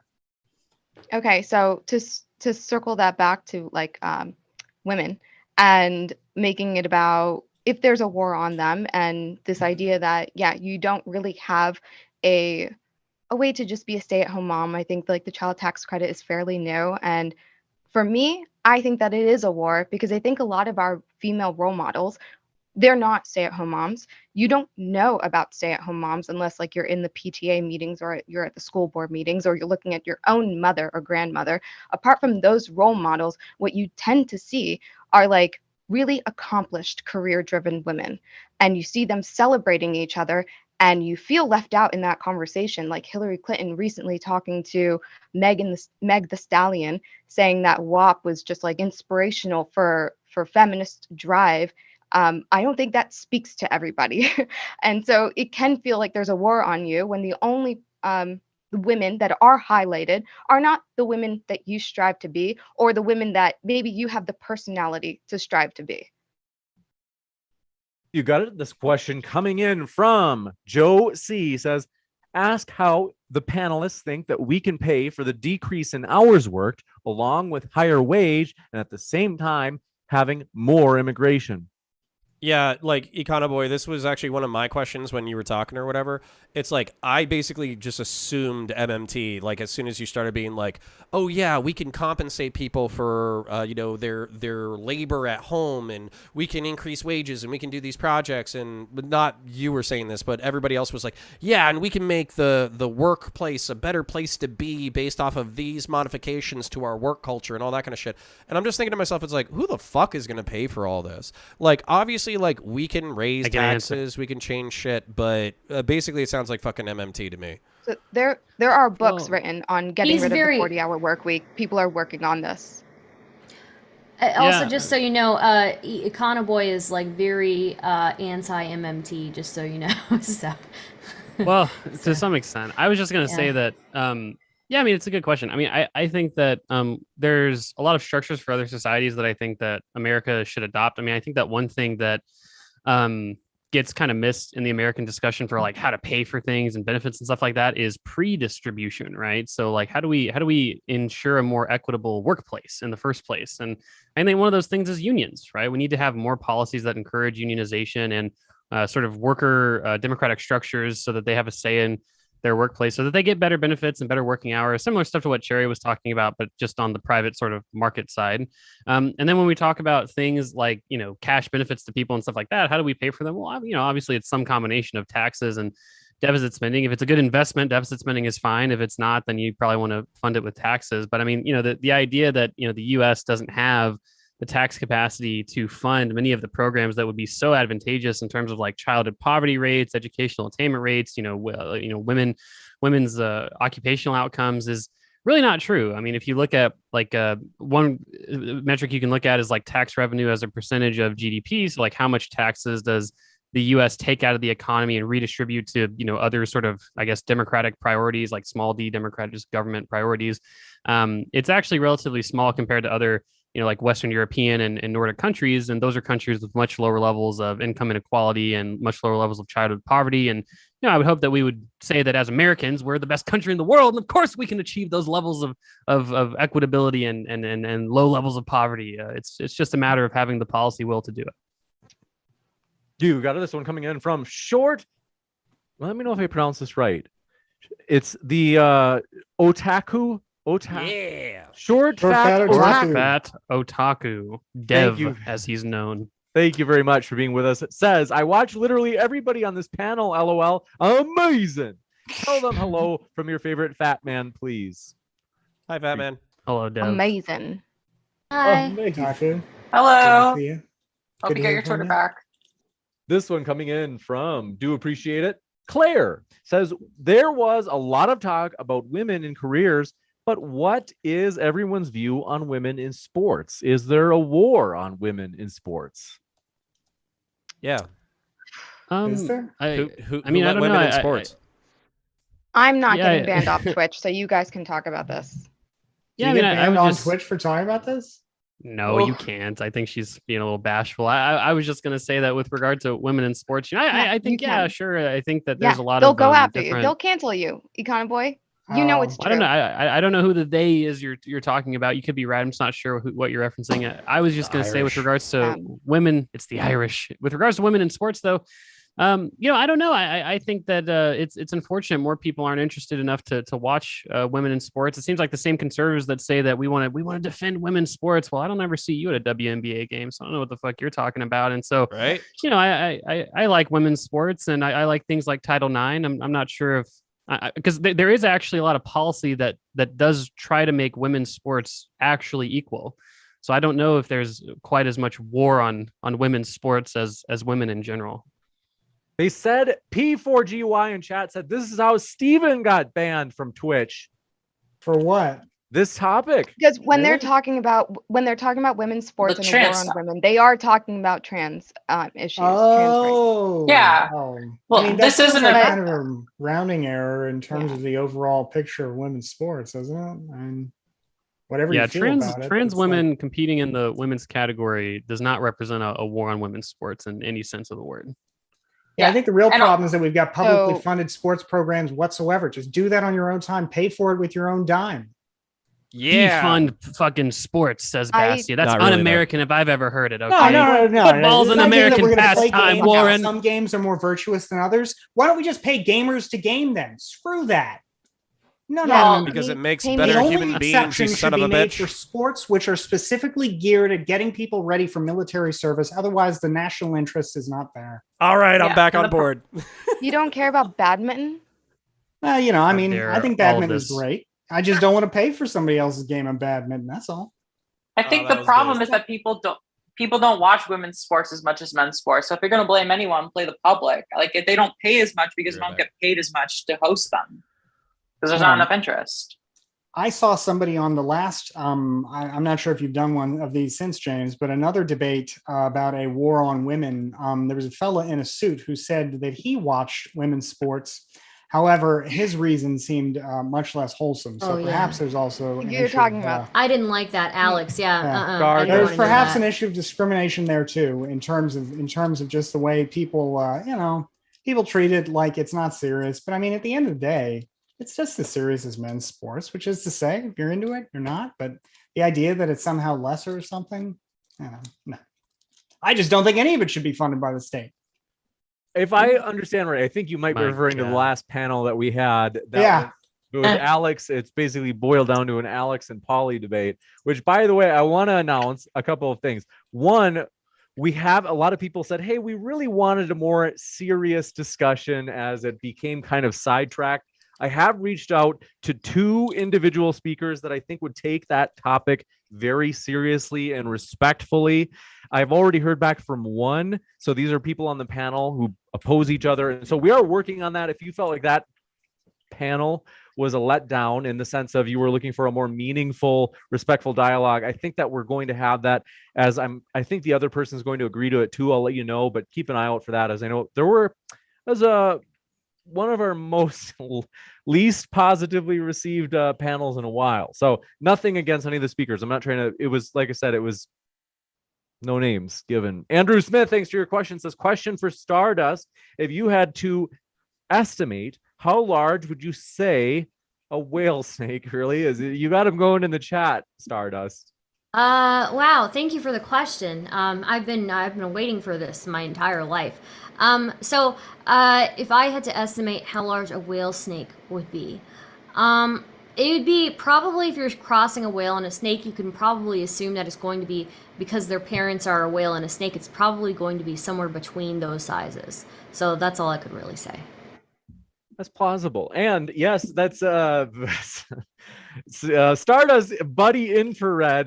But yeah, I can tell you, but I've got to tell you, Stardust is like, have you ever heard from, Nick? Like, you remember that panel? Like,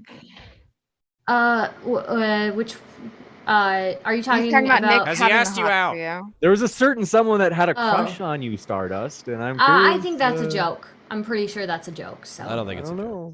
I don't think so I'm either. pretty I don't think so either. We vote in the panel, not a joke. Not only do I vote for it, not a joke. Also, you could single-handedly save America by taking one for the fucking team. Okay. No, Look, I think already you should be offended that he's. What's I that? already interested. spoke with Nick on that very panel, and I told him on that panel, if you guys remember, that I am now taking the crown of Savior of the White Race from him. He no longer has that crown, and he didn't fight me on it. He said that he basically let me take it. So I will let you all know I am the Savior of the White Race. I currently hold that crown. Nick does not have it anymore, and he did not fight me on taking back the crown. So Juicy. This last Coward. one. Judo B. Evans says, for whoever, could the modern war on men be compared to the worship?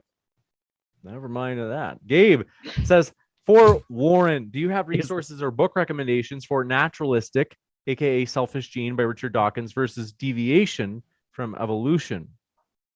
Oh, no, let me say something to put a pin on that.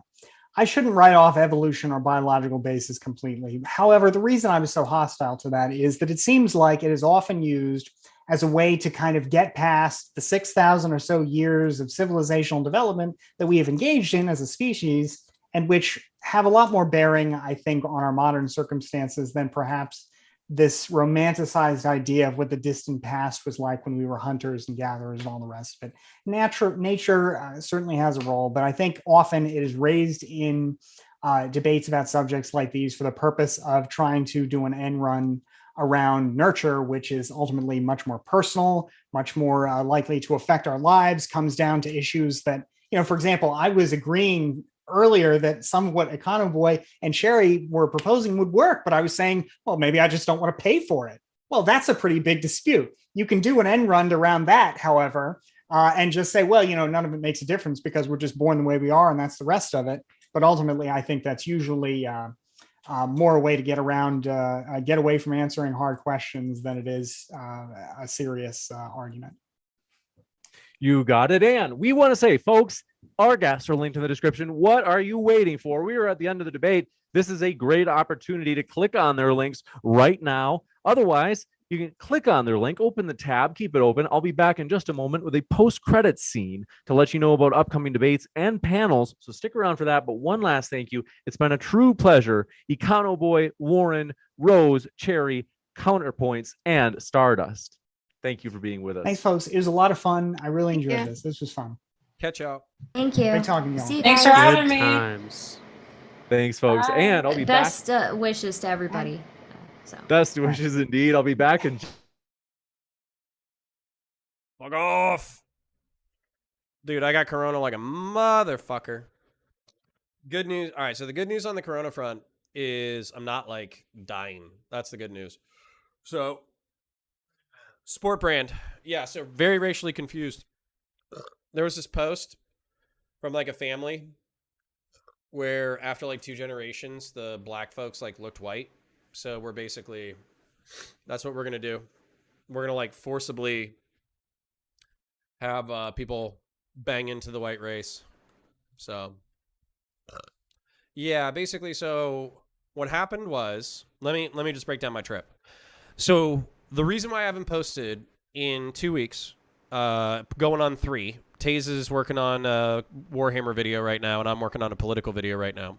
The reason why I haven't posted on 2 going on 3 weeks is because Lauren Southern, 2 weeks ago, DMs me and says, "Hey Connor, I'm going into Baltimore, Maryland. I don't want to get murdered. Can you come be security and get me interviews?" And I asked my wife, and I was like, "Hey, she wants me to do this. She's going to pay. It's through Tim Pool documentary. Can I do it?" She initially hates it, but ultimately, these are really big fucking people, right? Lauren's got 700K. She gets 50K to 150K. Tim gets he has 1.3 million subs. He gets a few 100K views. You know, whatever. Maybe by ingratiating myself with this audience, it would be a good way to basically continue my own growth. So I go up there, do security, roll around Baltimore. We basically do the movie Nightcrawler, where we just jump in the car with cameras and then chase police cars and EMTs all night. I'm really sick, so I want to tell you the stories later, but it was pretty fucking cool. Like, we did a lot of really cool shit. We got a lot of really good footage. Got a lot of really good interviews. And then on the flight home, I think I got corona. So that was like last week.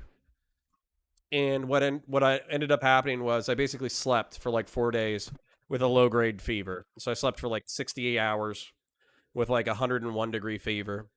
And then finally, probably yesterday, my fever broke. And that's fine, but I'm still sick.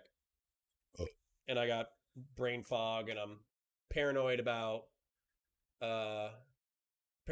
like, you know, myocarditis and pericarditis and all that kind of shit. Like, I know, like, statistically everything's in my favor, but obviously I'm paranoid. But I was getting over it, and they invited me for this, so I just decided to suck it up and do it. And if I die on stream, then fuck it. It's good content. So, anyways, yes, I literally was at the set of The Wire repeatedly. I was at like 5th and Patapsco. I was at 3800 block of Hanover Street. I was in the Western District, and basically we were chasing cop cars. So, yeah, it was fucking awesome. It was a great time. I'd love to do it again, especially if I don't die.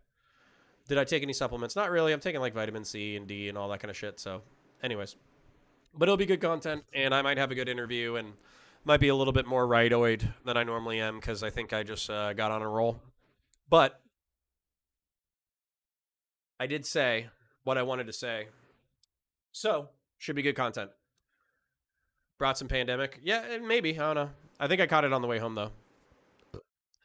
So, the Mr. Girl song video was great. I was thinking about doing like a music video for that, but I don't want people to unsubscribe because I post a song music video called Kill All Pedophiles on my channel. Honestly, surprised Lauren reached out to you. I would have thought her and Dimfool had their own contacts for that. Yeah, Christian Valeris. I worked with Lauren on Crossfire. So I was one of the interviewees, and I put them in contact with some police officers and was instrumental in the creation of the documentary. So I think she felt like she knows she can, relatively speaking, trust me.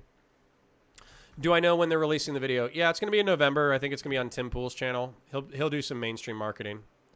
We'll see how big of an impact I had on the program. Nice. Bud123. Yeah, so I can't literally read everything because I feel like shit.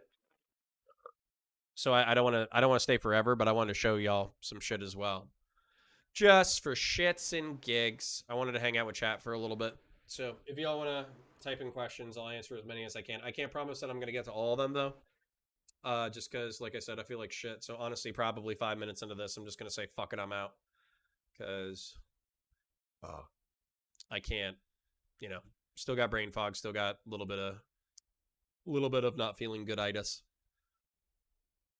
So, I fucking love this shit. Oh, this is hilarious, and it's cute as fuck. Good recovery on debate performance. That beginning was painful. Taze, fuck you. All I did was started talking about ephemeral fucking ghost penises, and they freaked the fuck out, okay? If you can't follow me on my ghost penis metaphors, then you can't have me at my good performance. So. At counterpoints, what Warren doesn't realize is that civilization is an extension of that base tribal naturalistic humanity. Civilization is an evolutionary construct for long-term human survival. Precisely, which is why we're arguing about whether or not our structure is a good long-term structure. So, you going to be good to stream on Friday? We'll see, buddy. Probably. I just want to say, for what I did catch, that was just ungodly painful, and I have sat through some of the dumbest debates Destiny has had in a while in the last couple of days, and oh my god. Sephiroth, you say that. This is like above average. This is like above average intelligence for the fucking panels that I'm on. Are you fucking kidding me? This was like people almost tracking what I was saying instead of being fucking mongoloid dumbasses. So I wish that out of context Counterpoint's Twitter handle was still active. I felt like I gave him a bunch of moments, but he just lost interest or he's doing too much. Potentially new baby? Yeah. So it's not technically supposed to be out there yet, but we're doing pretty good. Pretty good as a couple. So as long as I don't get her sick, we might be announcing baby number 2 shortly. We'll see. God damn it. Why is it all fucking sideways? Sorry, I'm trying to read chat. I'm trying not to hurt my neck. Stop being a bitch. He's got that dog in him. True. Politics equity is cringe. Yes. True. MDD is a great fucking host. I fucking love him. He needs to do the new hippy dippy. Is that I feel like Morgan said on the usual panels? I don't know if that's a good thing. Warren? Do you mean Warren? Do you mean Bastiat? Yeah, I mean, that's him. I missed a debate because I was taking dancing lessons with Life and prep for a wedding. Based. Yeah. Everybody in fucking chat, give Vulcan Blackfire some fucking applause. Do some clap emojis, some fucking 1s, some 2s, some 3s, some penises, some emotes, whatever you got. Just want to say that despite you being a jarhead dipshit, if I found you in the barracks alone, bent over with your pants down, I would give that ass a hard but reassuring slap. Hard enough to hurt, but still enough to make you feel safe. Thanks, buddy. That's appreciated. Yeah, so first, that was actually a good panel.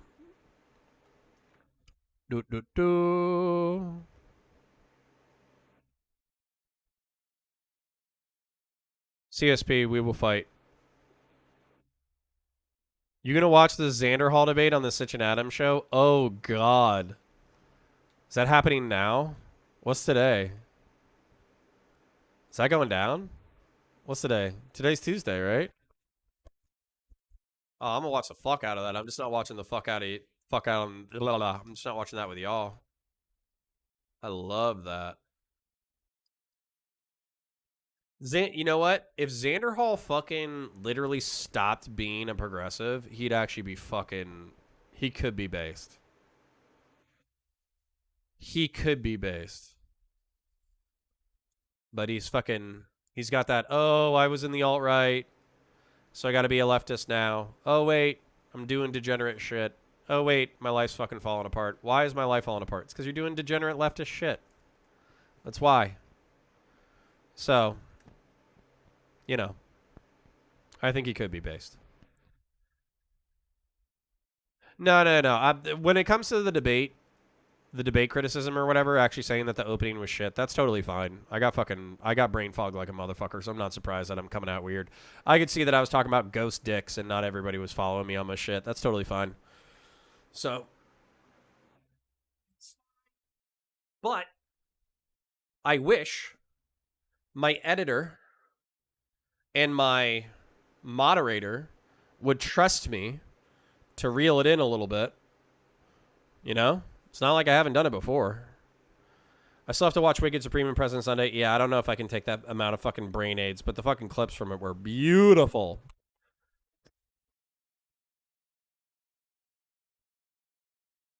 Yeah, Ericoda, you're fucking based. I'm also retarded. We're all retarded. We're in Counterpoints. We're in CGG. You shitting me? We're all fucking tards. We're all tards in the eyes of God. All right, let me just check my bookmarks real quick, see if there's anything I actually want to show y'all. Some shit that's cute. Yeah, there's shit that I want to show y'all, but I kind of want to show y'all intentionally. Not really just kind of half-ass on a fucking stream. But there's like a cute fucking TikTok. All right. We'll watch the cute TikTok together. Then I'll answer some questions and I'll fucking get out of here. All right, y'all ready? It's dorky, but I fucking love it. No way they're gonna make this. Oh gosh, they're not Christian though. I bet. Oh, they are. I fucking love that shit. Oh, they're not gonna make it. Oh shit. Bet they're not Christian though. Fucking. I love that shit. All right. What about?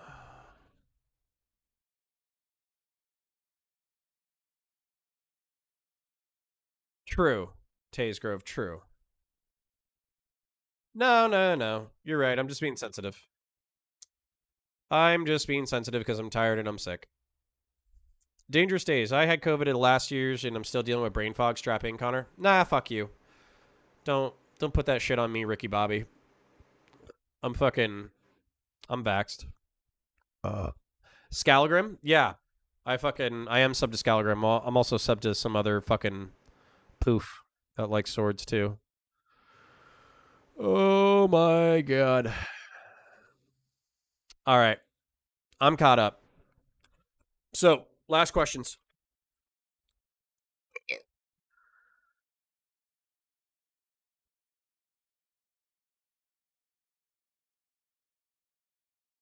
Do I think long COVID is a thing? Yep.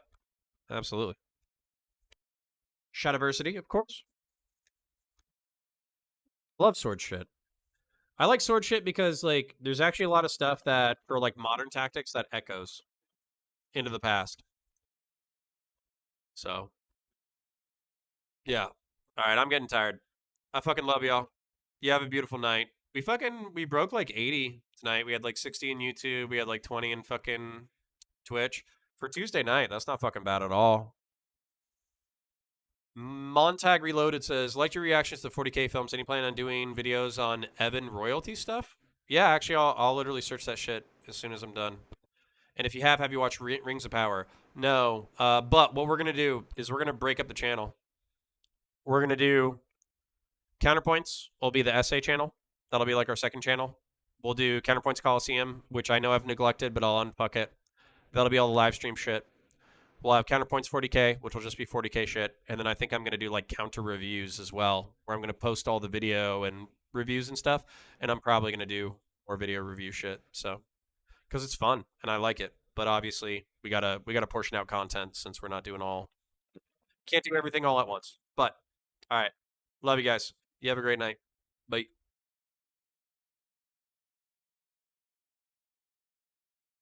Hussein Hill. I just saw this shit. Yeah, I'll take a look at it in a second.